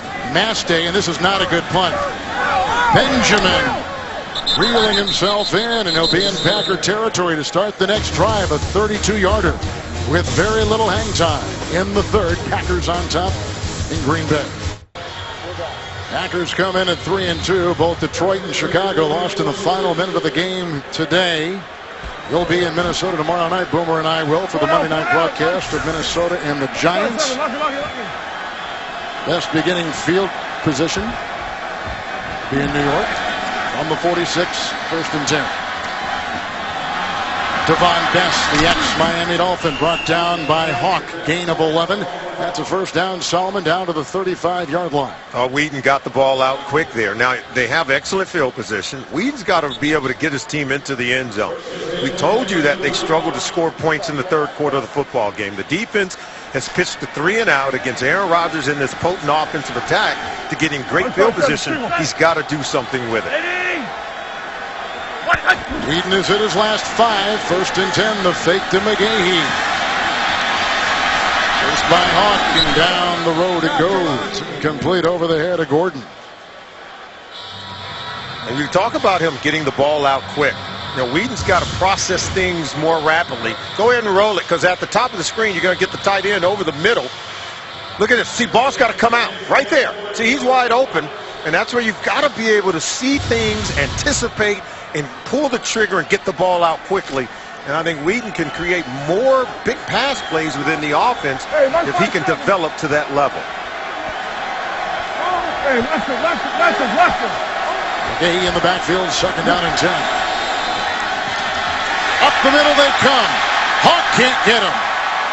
But I'll tell you who does. Tramon Williams, 2nd sack of the season for him. Flying up the middle when Hawk couldn't get him. Williams did. 3rd Personal sack. foul, face mask. Number 50 in the defense. 15 yards, automatic first down. That's just incidental, because Hawk was just trying to grab hold of something as he was slipping off of Whedon. You can see he's going to get there first. There he is right there. And see, right there, inadvertently was able to grab that face mask, and Hawk is kicking himself, saying, A, I should have had the tackle. I think you've got to go low when you go at these quarterbacks. You can't go for the head. He's learning that. He had 3 sacks 1 week ago against Joe Flacco, and the team has had 5 sacks in each of their last 2 ball games. Rager is in, and that is the direct snap. Wildcat goes off to Marquise Gray. Loss of 2 on the play. They shot right through there. AJ was telling us on Friday that, you know, as Jolly was in making the stop, he's a great story. But finishing up on Hawk, he's the one who makes all the defensive calls for this defense. Well, he's lost weight too. You can see he slimmed down. He's playing faster and able to make more plays. He said he came out of college, he was about 249. Now he's playing under 240. And he's much more of a factor as a blitzer and pass coverage and as a run stopper. 2nd down and 12. Oh, he's going deep and looking for Gordon. Incomplete with the coverage on the play by Sam Shields. Josh Gordon, he's the home run hitter in this offense. He's been held without a catch so far today, and you can see why. Sam Shields in his hip pocket. You know he's a long ball guy. You have to be able to play him down the field. And look at the excellent technique by Sam Shields. Gets his head around, high points the ball, did everything but haul it in, as he's been a blanket over Josh Gordon today.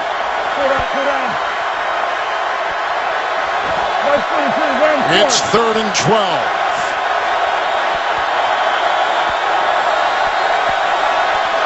Timeout. Someone was in the wrong place, and it might have been Greg Little. Browns are moving. Packers on top. 5:13 in the 3rd. The NFL on CBS is sponsored by Geico.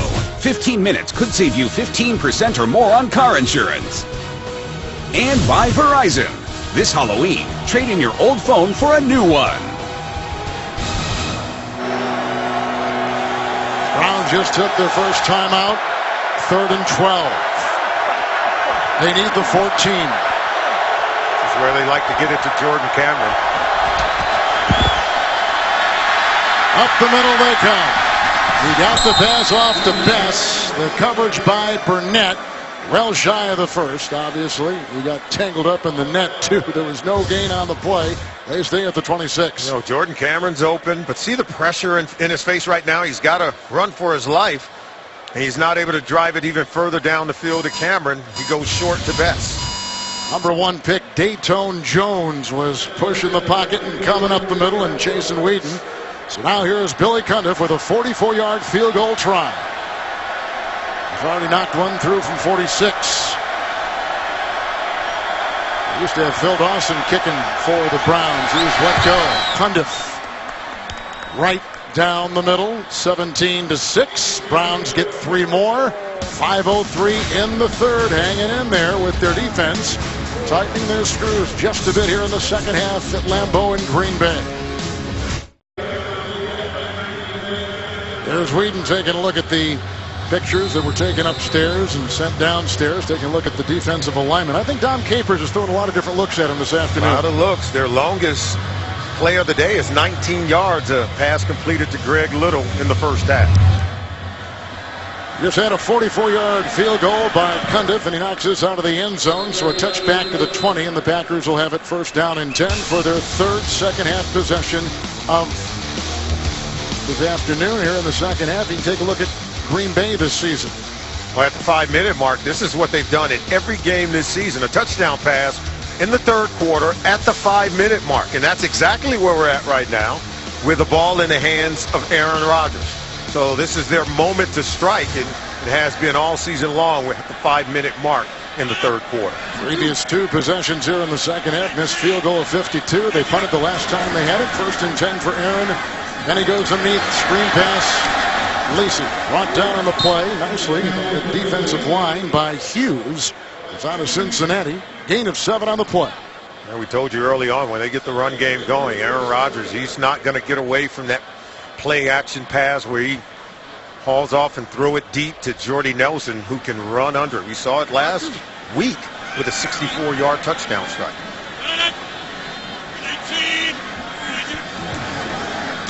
2nd down, 3. Lacey again.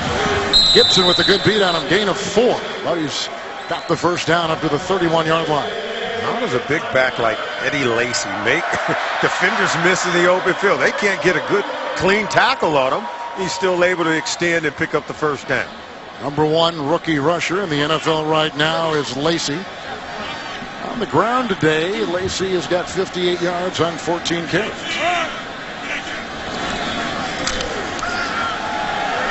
First and 10, Lacy, a little shy, incomplete. Was he able to scoop that up with one hand? Looks like he was, yeah, but no gain on the play. Now incompletion. Now they wave it off. Now they wave it off. And Aaron could have put the ball on him a little cleaner. You see, just kind of throws it low and forces Lacy to have to dig it out of the dirt.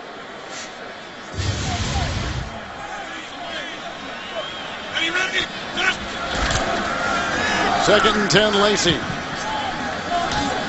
Lang and others trying to throw some blocks in there. Rubin at the bottom of the pile and a gain of 2 to the 33 for Lacy. 3-time national champion at Alabama.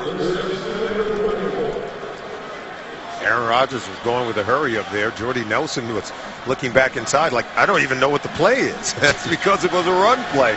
He didn't need to know.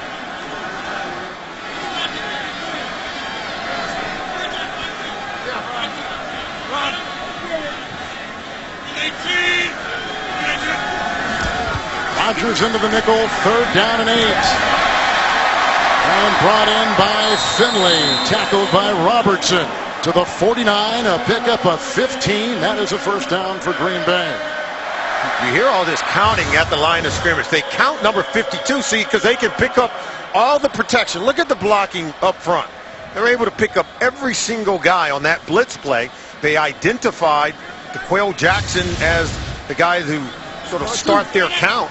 You see, they're calling 52. He's the middle linebacker, and they pick up their count off of him. First and 10, Lacy. Down by T.J. Ward, gain of 4 to the 47. This is just methodical by Aaron Rodgers in this offense. He's taking what the defense is giving him. Everything has been sort of underneath to Eddie Lacy on the check down. 5 catches so far. Today you can see the pass distribution, only 11 to wide receivers and 10 total to the tight ends and running backs. Second and 6, 7th play of the drive. The pocket a little congested.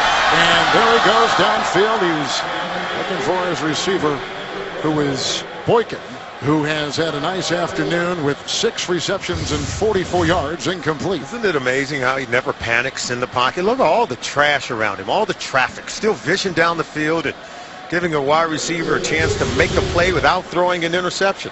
Rodgers came into today's game an outstanding 28 pass attempts, I should say 2,800 pass attempts in his career, and only 1 pick 6. I just think that's phenomenal. That is. He doesn't give the ball to the other team, certainly not for points. That's an amazing number. 3rd down and 6. Here comes Bryant. There goes Rodgers.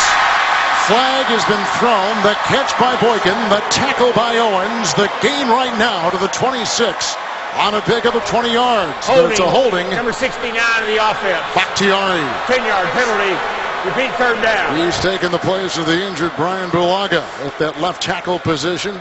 Bakhtiari, a 4th-round pick out of Colorado and a rookie. Bakhtiari's doing a good job. There he is, left tackle there. Now watch it. He's just got to do so much because Rodgers extends the play. See, now right there he holds on. He had blocked him very well, but Rodgers' ability to extend the play to mean that Bakhtiari had to continue to block. He says, look, I'm in a bad position against Dez Bryant once Rodgers was able to get outside. Very tough blocking for 3-4 seconds when you have an athletic quarterback like Rodgers who can extend plays. He was the only rookie left tackle starting opening day in the entire NFL. He's done well for them. He has. And Barkley on the other side of the right tackle. 3rd and 16. Green Bay needs the 41. Rubin is chasing Rodgers. And then Rodgers throws it away. Like I said earlier, the Browns defense tightening the screws here a little bit in the second half. Well, they were bringing the house, and they were able to flush Rodgers out of the pocket and doing a good job of coverage on the back end. And he said that Rodgers just don't throw many interceptions for touchdown. He said 2,800 career pass attempts, only 1 pick 6. He has a streak of over 2,000 pass attempts without throwing an interception. return for a touchdown. Mastay, who is the #1 Packer punter in history in terms of career average. Flags all over the field again. And the ball, as you can see, at the 1. Well, let's see what the flags are about. One near midfield, 55-yard, well-placed punt by Mastay, who in the last 2 games had 9 punts and 4 touchbacks. But that one died at the appropriate time. Illegally downfield on a kick. Number 81 of the offense. Corliss. 5-yard penalty. Replay, 4th down. So that'll wipe out that. And the Browns won't be marooned as deep as they once thought. And they'll try it once again with Mastay punting. Yeah, that's a tough one. Corliss, he's one of those interior linemen on the punt team. And the interior linemen, remember, you can't leave to detach and head downfield before the ball is kicked. That's why it's called illegal man downfield.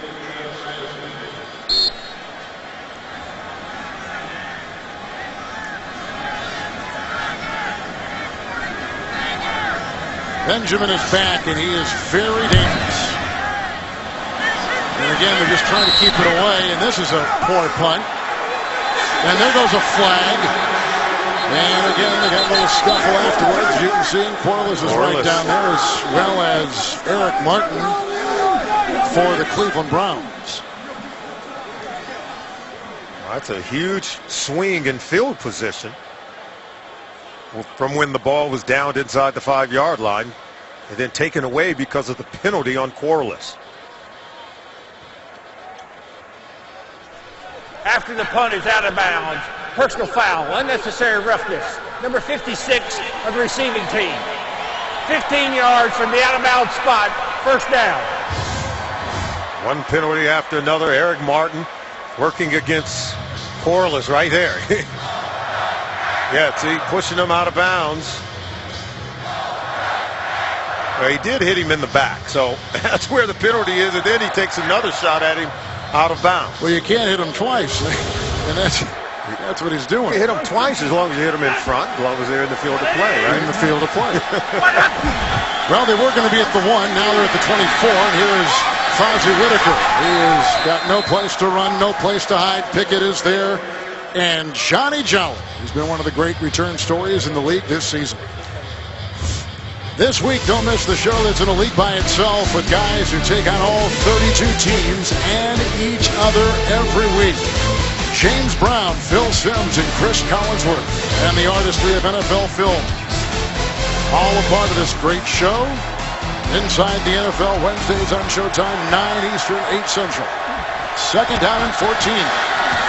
Caught by Little.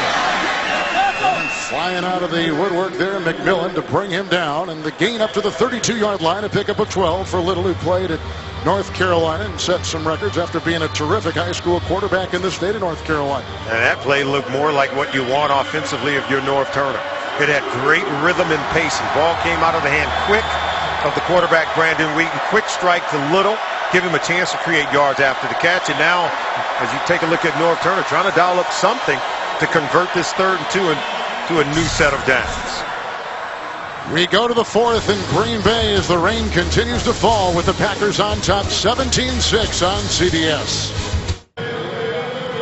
Early on, the Packers had a 10-yard touchdown pass to Finley. They got a 1-yard touchdown run by Lacy. Those were their first 2 possessions. Back and forth we've gone since we start the 4th quarter. 3rd down and 2 for Brandon Wheaton. And caught by Macon Whitaker, who is brought down by Lattimore. It's a gain of 10 on 3rd and 2, and they'll put him at the 42. There you can see, there's Whitaker right there. Quick slant, nice throw, good rhythm, timing, and pacing. And Wheaton is standing in the pocket, delivering some nice strikes. His accuracy has improved. He got off to a slow start in this game, but here lately with more decisive throws. Whitaker was claimed a couple weeks ago, was with San Diego, returning kicks early in the season, undrafted out of Texas. 1st and 10. Barnage, the block, is the tight end. Underneath they go. And that's caught by Gordon. Hawk is on him. Gain of 7 to the 49. That's Gordon's first reception of the day. It is his first reception. He's had some opportunities. Just hadn't been really clear and precise in terms of his route running. He's had poor footing. We've had some rain and precipitation today, and it's really cost him. He's not been able to keep his footing and run good routes today. 150, 150. It's second down and 3. McGahee. They'll burst up the middle. Hyde got him first. Burnett got him. Gain of 8 on the play. First down to the 42. You know, Gordon came in averaging over 100 yards receiving per game, and today just not off to a good start. You can see slippage, droppage, putting the ball on the ground, more slippage, not able to keep his footing, and then not able to finish when the ball's thrown to him down the field. Good defense by Sam Shields there, but he's got to be able to make plays for his quarterback and keep his footing. McGahee on first and 10, blocked by Barnidge, tackled by Raji, chasing him from behind, bringing him down. Gain of 6 to the 37. I've heard of slippage. I don't know that I've heard of droppage. But I've written it down as you take a look at the AFC North coming into today. The Browns 3-3. And Rob Chizensky, he's got this team competing. Let's face it, we know that they're a few players short in terms of the depth you need and missing some players at key positions. They go into the 2014 draft with loads of picks. But right now, I think he has his team just going out and competing each and every week, hanging in ball games. It's a tough assignment to come in here to Lambeau and trying to take on the Packers. Wilson on that line for Green Bay, second down and 4. Boy, he tried to sling that baby in there and was looking for Bess. And he had all kinds of Packers around him, making it third down and 4. We've mentioned this before, but again with the litany of injuries for the Packers on offense and defense, 2 rookie outside linebackers, Palmer on one side, Mulumba on the other, seeing a lot of defensive snaps today. Yeah, and A.J. Hawk, I think the mainstay in the middle, the 8-year veteran out of Ohio State. He's playing one well of a ball game. Tipped that pass you just saw from Brandon Wheat. Hawk is had a great couple weeks, great season. He's getting them lined up. He's the quarterback. Third and 4, good block by McGahee. That's caught by Cameron, right in front of the rookie Hyde. He makes the grab, 26-yard line, pickup of 11 on third and 4, and a first down for the Browns. You know, I like this Micah Hyde. Look at him cover Jordan Cameron, who's now he's just got to get in position. See, he slipped. One more step by Hyde, he makes the play on that ball, but give Jordan Cameron credit. He's working against a really good defensive back in Micah Hyde, and he's able to win on that battle. If Hyde keeps his footing, then he gets to the advantage. So on this drive, Little caught one for 15, Whitaker for 10, a run by McGahee of 8, and a pass right there of 11. First and 10. Whedon going deep and looking for his tight end slash fullback, Marquise Gray, undrafted rookie out of Minnesota. The former college quarterback who's taken a couple direct snaps in the Wildcat this afternoon. Yeah, he's a fine-looking athlete. We saw him make a play in the Wildcat last week. You know, they've given him some opportunities. I thought if he did a better job of reading it, he would have had some long runs in this game. And on that pass from Wheaton, looked like it just slipped out of his hand a bit. Ball is a little bit wet. I told you that there's been some moisture accumulating in this game. Second and 10. Hey, he can't find the handle. Third and 10. Well, a couple of things there. McGahee slipped. You know, Brandon Wheaton, there are moments where he lacks touch on the football. You know, McGahee slips and falls down. Now, if the running back is this far away from you, you've got to take something off of that one. No one can catch it when it comes out of a howitzer. That ball had a lot of heat on it at point-blank range.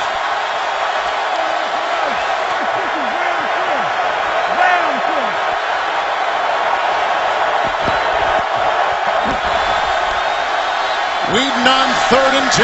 Caught by Cameron to the 20. Shy of a first down by 4. Flag is down. Gain of 6 on the play. Neil House among the Packers there to stop that play. Jeff Triplett. He's looking for some clarification. Illegal formation. Offense. There was no eligible receiver on the end of the line. 5-yard penalty, repeat third down. Well, that's got to be frustrating for Chizensky because that's one of those unforced errors. You just have to know where to line up. We've seen some penalties and they've had to call timeouts. because they can't get players aligned properly. 3rd and 15 now. Even getting to that point in the game where it may be 4-down territory for Wheaton. They need the 16. Wheaton, nobody home. Little was wide and short was Bess. 4th and 15. Well, this is just Little not running the right route. It's expected to break out. Look at Wheaton.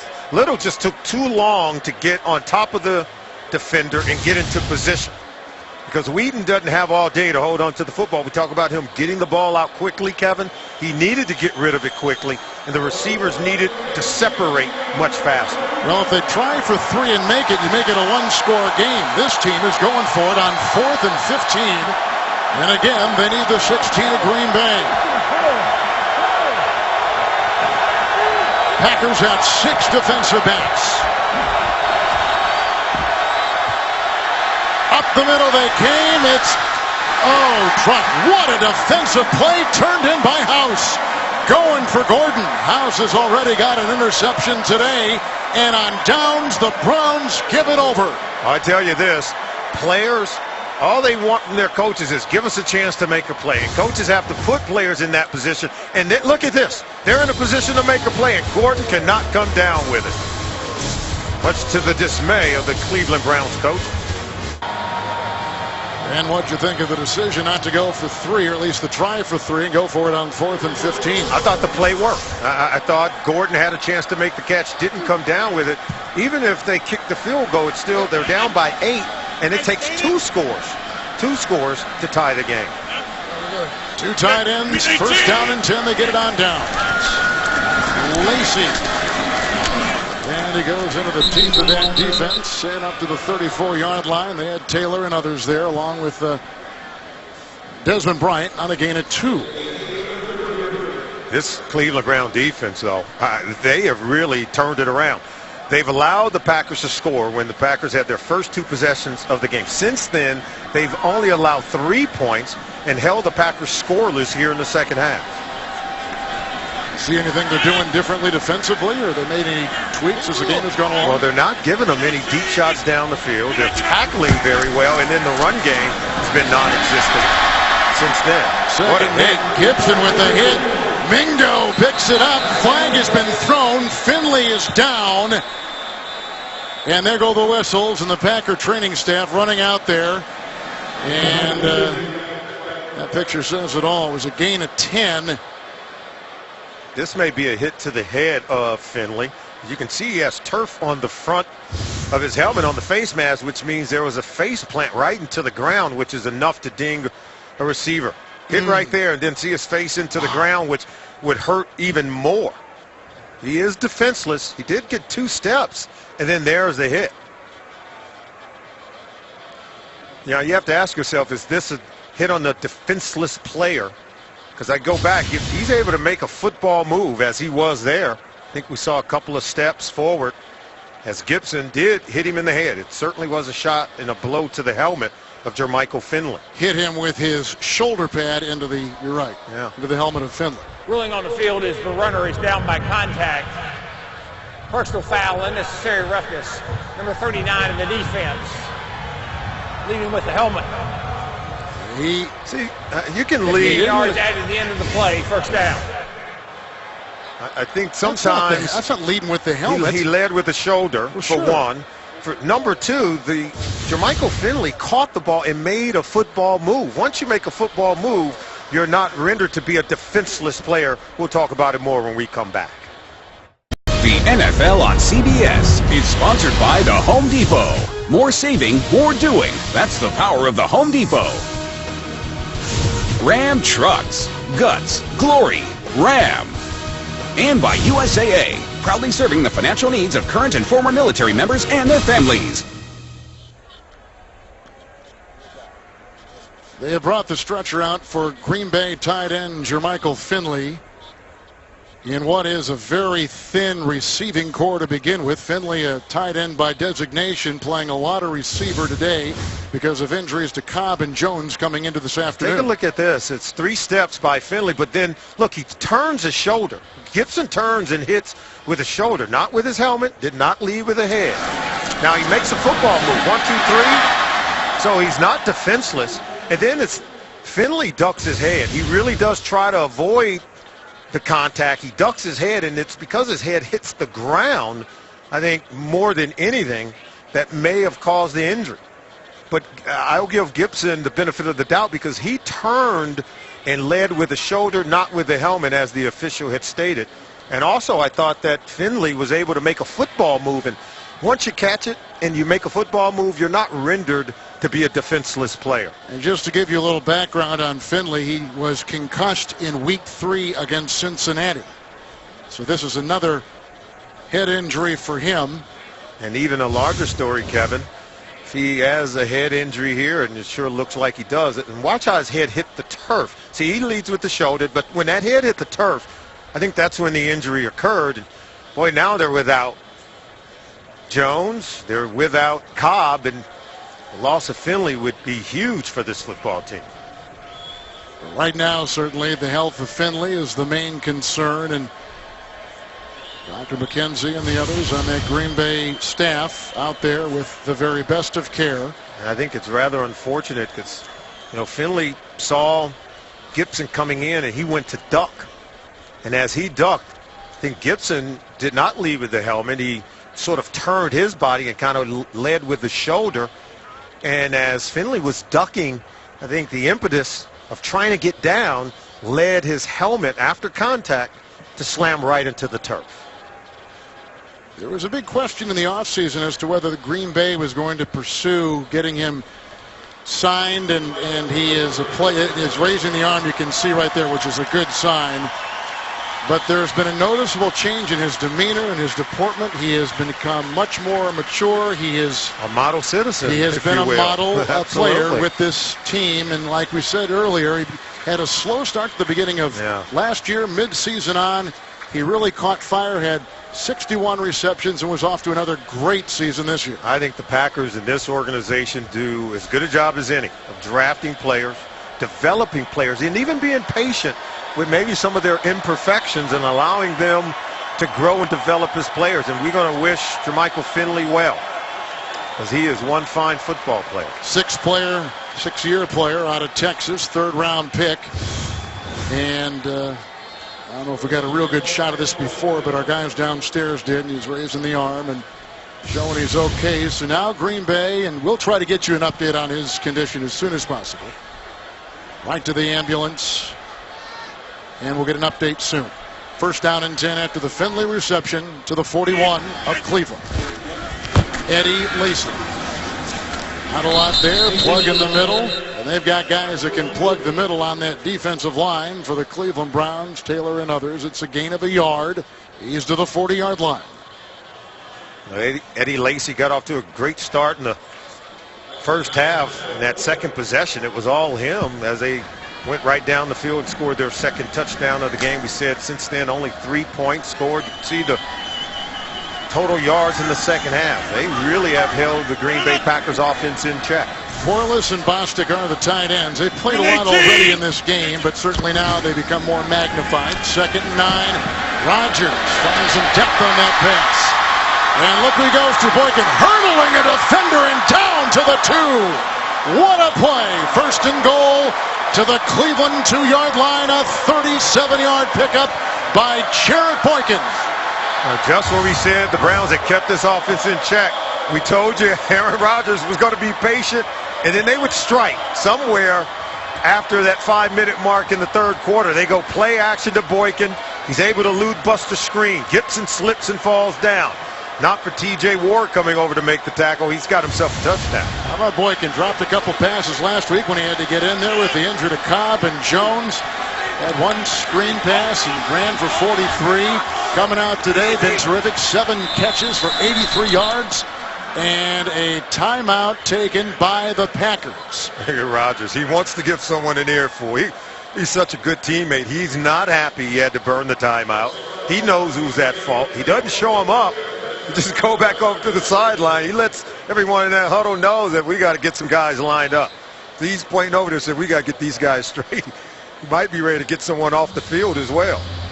Boykin had 10 games a season ago, had 5 catches for the Packers. He was one of 4 rookie free agents to make the opening day roster. He entered the league with Jacksonville and was let go. Green Bay reeled him in. He's been in the system, and he is now finding himself in a very prominent role with all the injuries. And another one today, as you just saw, to Jermichael Finley, who was playing a lot of wide receiver in his position today. He's the prototype of the typical receivers here in Green Bay. 6'2", 220 pounds, his second year out of Virginia Tech, and he's ready to develop like some of those players we talked about.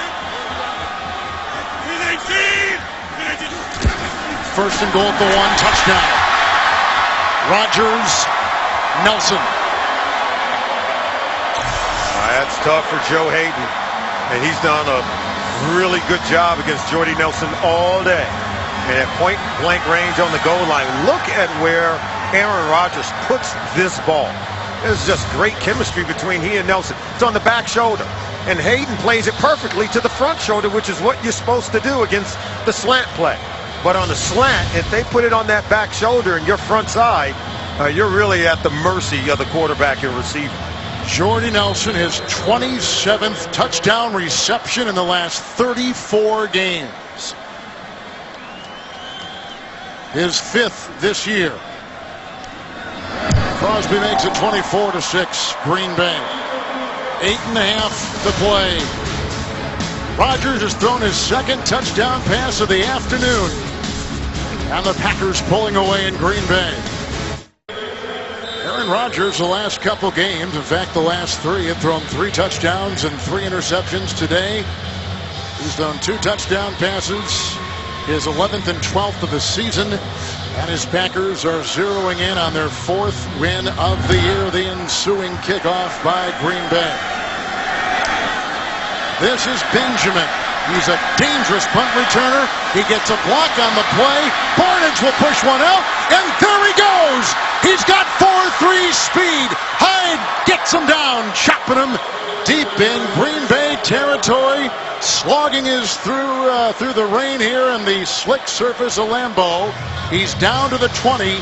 He is one of the exciting return men in the NFL. Well, he's got the speed. He knows how to get vertical.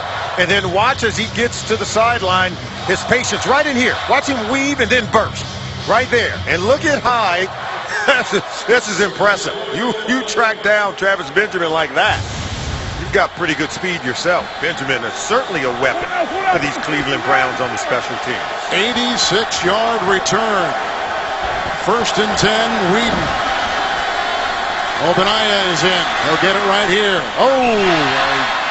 At least it was intended for him, and it dropped right there. You can see the rain has picked up in its intensity, and we have good news, at least preliminary good news on Finley. He does have feeling in all of his extremities. Obviously, they'll go through a full battery of tests, but the initial word is positive. That's good, and that's what you want. Positive words for a really good player, and hope that he returns soon. 2nd down and 10.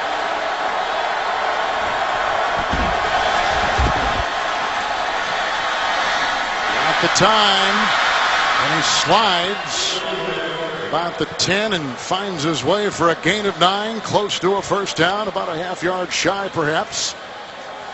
You know, from midway in the 3rd quarter, take a look at this.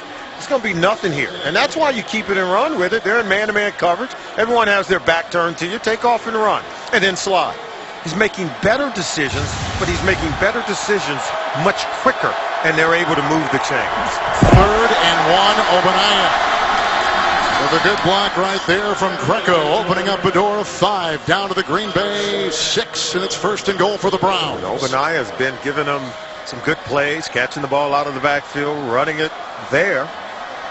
And now they've got to be able to convert inside the red zone. They had not been able to do so, had to settle for a couple of field goals. To Norv Turner, you got to take a shot, don't you, to Jordan Cameron, who's been money down inside the red zone for these Cleveland Browns. Well, certainly their deepest penetration of the afternoon. 1st and goal at the Green Bay 6.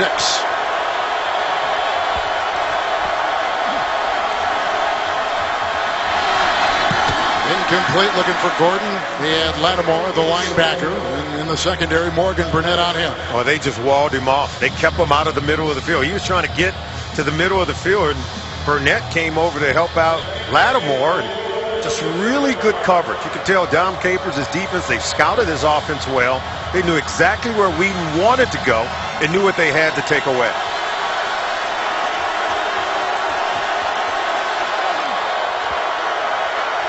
Second down and goal at the 6. McGahee. Laval with the block, and then they go crowding in there. They had Hawk and they had Jolly, and they had that guy right there, Nate Palmer, a gain of 2, who had only played in 7 defensive snaps coming into today. Oh, look, they pull Laval. He's trying to run behind him. Well, watch Hawk. He comes up, boy, hit everyone to the ball. His defense is really improving for the Green Bay Packers. Now 3rd and goal. I got to believe you're 4-down territory here for sure. Cameron in tight, 3rd and goal at the 4. And going for Gordon, knocked away beautifully by House. Boy, has he had a terrific game. He's had a pick. He's had a couple of nice passes to Fink. And there he goes again with another one. Darren Horton is the secondary coach for the Green Bay Packers. He's played a lot, played for Dom Capers in Pittsburgh. You know, they teach them very well here. These guys are very well coached. We were at Friday's practice and just love the organization, the way they communicate on the back end. And you can tell their anticipation for where Brandon Whedon wants to go with the ball, they're locked in.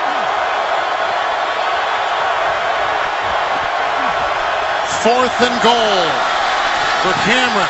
Overshoots him. Incomplete. Flag at the 5.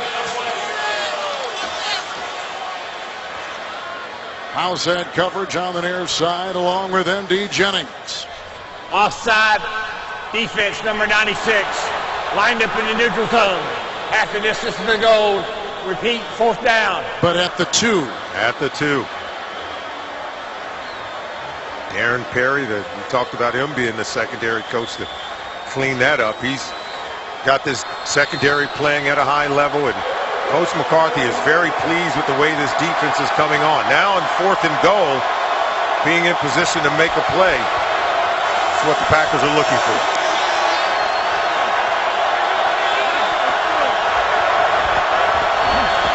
Fourth and goal at the 2 for Brandon Whedon. Touchdown, Cameron! What a throw! 2-yard touchdown strike and a very small window. Lasering it inside, and the Browns again on the board with their first touchdown today. Yeah, you got to anticipate also Jordan Cameron over the middle of the field. Remember, they were able to take that away earlier, and you can see both defenders breaking on the ball, just don't make a play on it. So their anticipation was correct, but not very high on the execution part. 6th touchdown reception of the season for Cameron. Coming in as one of the most highly recognized tight ends of this young season in the NFL. The extra point, Cundiff makes it 24-13. The key on the play, Travis Benjamin racing at an 86-yard kickoff return. And then Whedon with a bullet. The NFL on CBS is sponsored by Subway Restaurants. Try the Tuscan Chicken Melt $6 footlong special today. And by Walmart. Get to Walmart and the October savings event going on right now. Jordan Cameron coming into today caught more passes than any other tight end in the NFL. Just caught a 2-yard touchdown pass, and now maybe an onside kick. There's only been one successful in the entire league this year. That was dropped and recovered on the play by Hayden and dropped on the play by a Green Bay receiver, and that is Miles White in his first NFL game, and it could be offsides because a flag is down at the 39. Wow. And Miles White had a clear chance to recover. Offside. 56 of the kicking team. 5-yard penalty. Re-kick. Been a tough day for Eric Martin. Had a big penalty before, and now he's penalized again. Let's take a look at it. Up top. Go ahead and roll it. White is going to be lined up top. Right there. Wow. Actually, it looked like 59 was the guy. Carter, yeah. Looked like Carter was the guy. You're right. Like it was more 59 than it was 56. So now they mark him back 5 yards. Nonetheless, what a huge penalty. That's equivalent to a turnover. Because really, the Green Bay Packers, they don't recover it. Cleveland, you get it because of the penalty. Now you got a do-over. They've got good special teams in Cleveland. We've already seen the nice kickoff return earlier. Cundiff again. He'll try it again. And it goes diving in there, and the Browns look like they may have gotten it once again. There's a flag. They're saying the ball did not go 10 yards. It has to go 10 yards before the Browns can recover it. Chris Tabor is the special team coordinator, a Dave Taub disciple, and Taub is in Chicago. And did this ball touch the leg of a Green Bay Packer, Kevin? I was just thinking that. I'm going to look forward to seeing the replay, because I couldn't tell. All this, of course, in the wake of because if it touched the leg of a Packer, then you can legally recover it. Now we know the ball didn't go 10 yards. It got across the 40.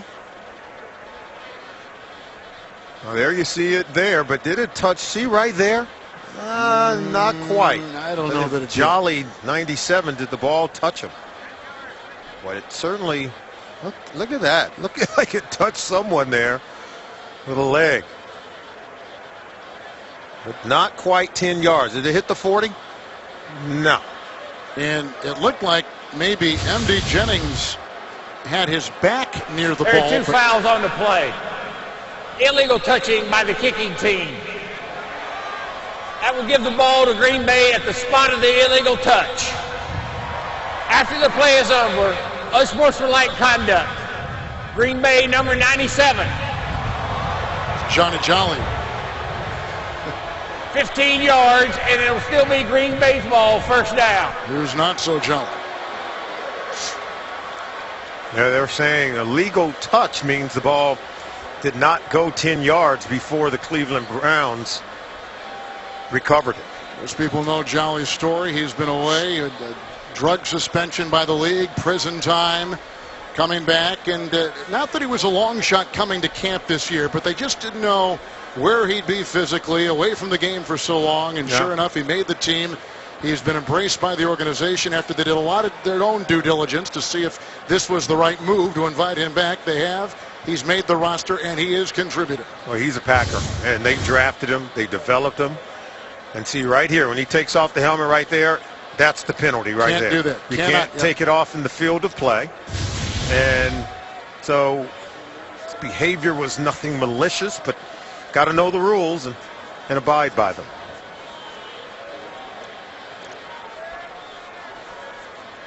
We talk about the Packers and their ability to develop players. How about to understand who Jolly is and work with him, have the patience, and then to invite him back and give him a chance, a second chance, to resume his career.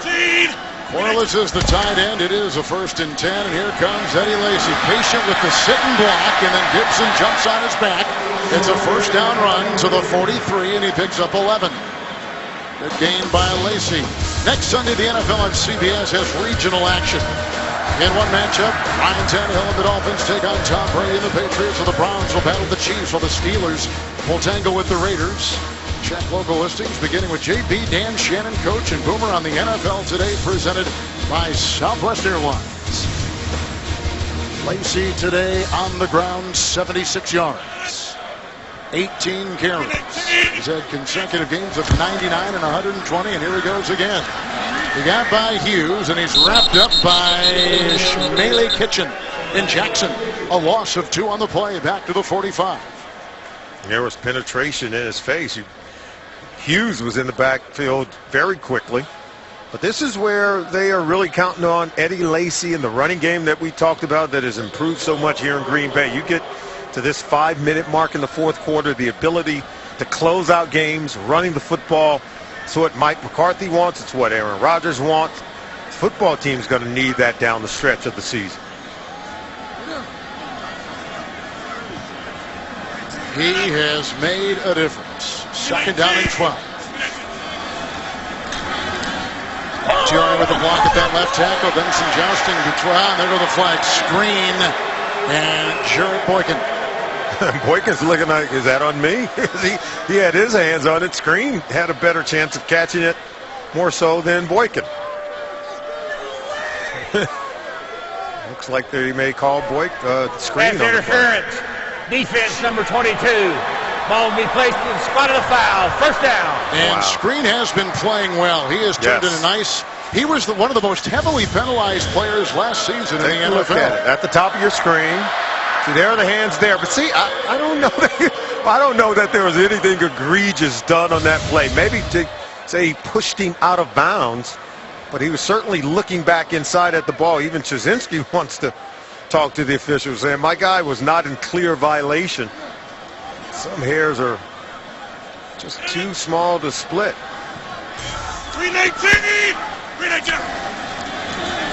11 penalties on the Browns. Lacy, good little stop and start there on the 1st and 10 and brought down by Robertson. I guess the question for the Browns is with the 2 timeouts, when do you start burning some of those as the clock continues to whittle its way down? I'll tell you what, Lacy moves very well for a big man. And the way that he can cut and stop and go. You know, he's 5'11", 230 pounds. He's got plenty of power, but you can see he's nifty of foot to be able to elude defenders. Packers have gone a span of 44 consecutive games without a 100-yard rusher. They've had 3 different running backs with 100-yard games this season. Lacy's been right at the top of that. 120 last week against Baltimore. Here's a 2nd down and 6. Rodgers the other way. Boykin, and he got in with the dive. What a play by Boykin. And his first leap at Lambeau. Oh, that's what he was looking forward to. He wanted to make sure it was a touchdown first, Kevin, and then he wanted to share it with the fans here at Lambeau. How about Rodgers and his ability to change direction, go across the grain? He's just thrown his 3rd touchdown pass today. Yeah, we told you that Boykin was a big receiver. He's, I think, cutting the mold of a Donald Driver. Some of the other talented receivers you've seen play here for Green Bay, Jordy Nelson, James Jones, and how about Boykin, 6'2", 220. When he catches it, he goes straight ahead, puts his head down to hit the goal line for a touchdown. 8 catches, 103 yards, a touchdown for Boykin. It's 31-13 Green Bay. The Packers have won 9 consecutive regular season games at home, 22 of their last 23. They had to go deep on their roster with all the injuries, and this was one of the kids they had to put prominently in the spotlight this afternoon. It's Boykin going in on a huge afternoon, 100 yards receiving and a touchdown at Lambeau. Look at that. That's just power. You don't only get that from wide receivers, but when you draft them the size of Boykin, 220 pounds, he can put his head down against a buster screen. Screen only goes 185. He's 5'9". Boykin felt like he can win the physical battle on that goal line play. And another kid that they get off the street after he was let go by Jacksonville and sign him as a free agent, and they develop him in 2nd year with the Packers, and he comes in, especially after kind of a surprising appearance last week with the injuries in Baltimore, and Cobb gone and Jones gone, and now tonight Finley gone for who knows how long, and they're going to be counting on guys like him for at least the foreseeable future. Oh, there's no doubt, and I think they expect to get James Jones back next week. If Boykin playing like this, he can team up with Nelson. They've got their potent trio of receivers. Fonzie Whitaker finds a slice, and there he goes. House in pursuit. The stiff arm and extra yardage. Nice move right there by Fonzie Whitaker. 56-yard return. Boy, that special teams is doing well. Get inside the mind of a quarterback. Join Phil Simms, Rich Gannon, and Steve Burlock on NFL Monday QB tomorrow, 6:30 Eastern on CBS Sports Network, the 24-hour home of CBS Sports. They let go of Bobby Rainey, who was with Baltimore. And, of course, all these coming in the wake of trading Trent Richardson as they try to somehow cobble together their running game.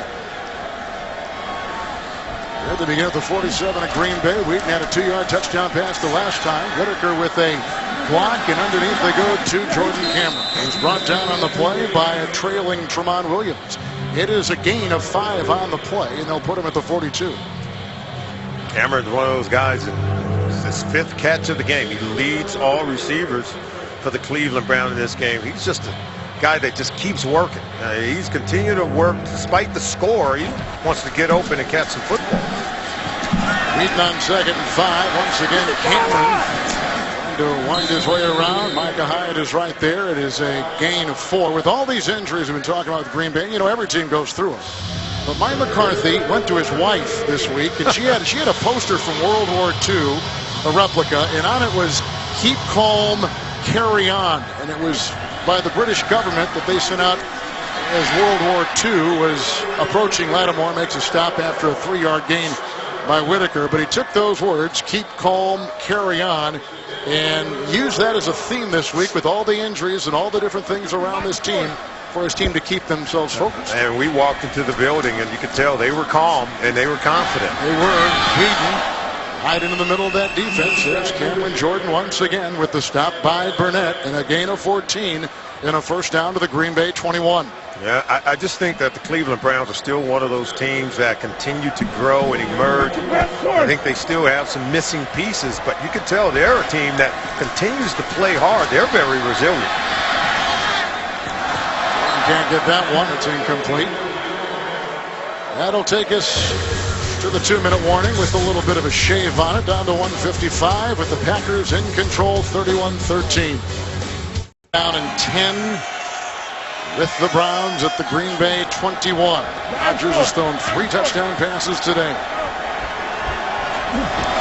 Wheaton has thrown 1. Last time they had it. They come up the middle. It's incomplete. Boy, he had a meeting back there. Dayton Jones was back there, and they also had Mike Neal.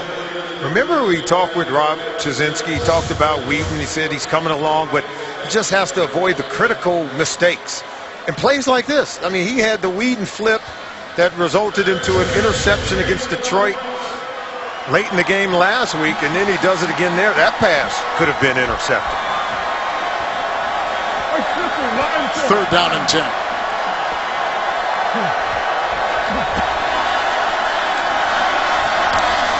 Gordon out of bounds with House ushering him away. Gain to the 7. First down, 14-yard pickup. 1st and goal, Cleveland. That's a much better throw by Brandon there. Keep him protected, keep his feet, deliver the ball on time. He's got the ability to drive it home. He's shown some good arm strength on some throws in this game.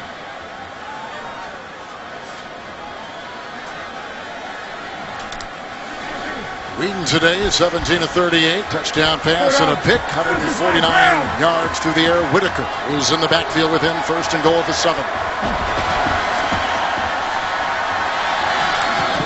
The hands of Whitaker. Hyde was in the vicinity covering for Green Bay.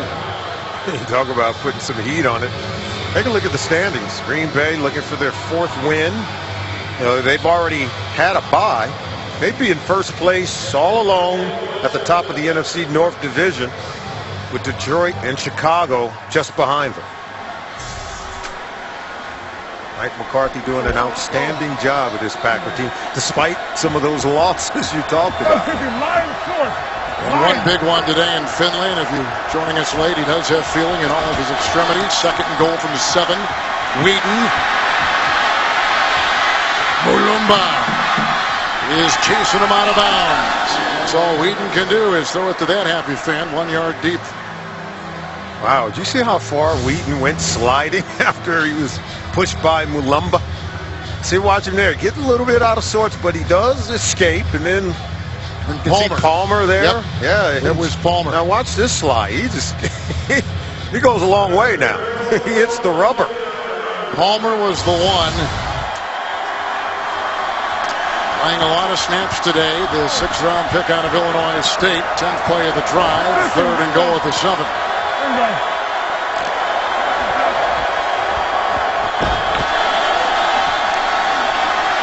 Wheaton, and almost picked off. Nice play right there by Chris Banjo. He was signed in preseason after Jacksonville cut him, a long-time starter in college at SMU, and I like he's found a Banjo. place on this roster. I like him. He had that well covered. He anticipated the in-breaking route by the tight end Jordan Cameron. Browns are closing in on 3 and 4, and a loss here would give the Cincinnati Bengals a 2-game lead in the North. 4th and goal at the 7. Whedon, incomplete for Little.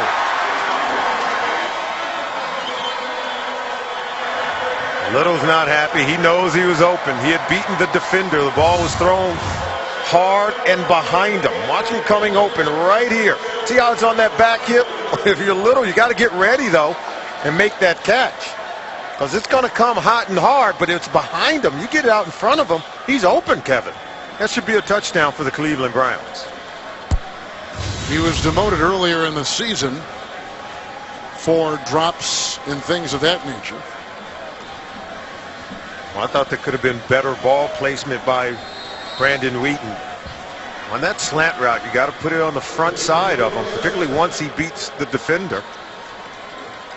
But you're right, Little has had a hard time holding on to the football at times. That's his 5th drop this season. He said that demotion served as a wake-up call for him as Rodgers and the Packers take over at their own 7, getting it on downs, 1st and 10.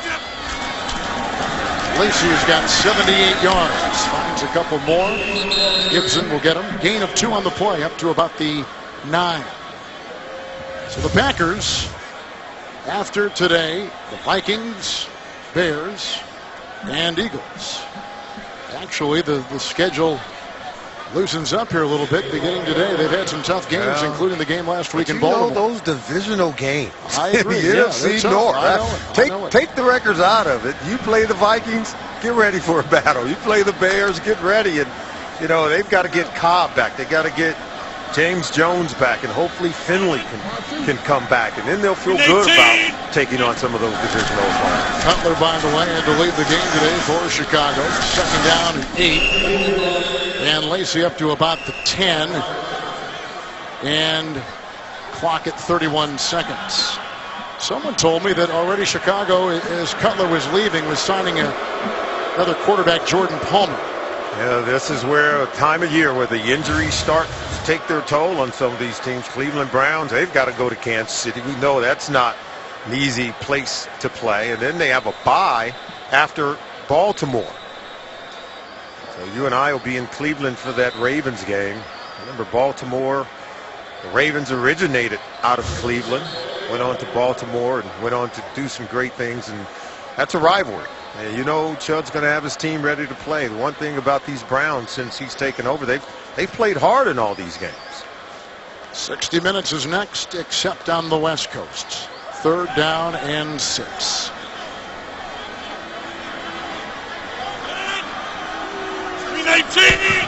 Kuhn in the backfield. And he rolls right there for a gain of 5 on his 3rd carry of the season. Timeout taken and 24 seconds to play. Fans don't like it. They're wet and cold, and they'd like to go. Yeah, Mike McCarthy was like, what's going on here? What are you going to do with that 24 seconds? Can't we all just go home now? No, it'll be 4th down, so Green Bay obviously is in a punting situation. Yep. Travis Benjamin is back. Benjamin had a wonderful, electrifying 86-yard kickoff return earlier in the game. And Tim Mastay will punt for the Packers inside his own 5. And every time they punted, they tried to keep it away from Benjamin, who comes in as the number 4 punt returner in the NFL today. Another low snap by Gould. Move it away. And Packers get it. House is there. Flag is thrown back at the 11-yard line with 13 seconds to play here in Green Bay.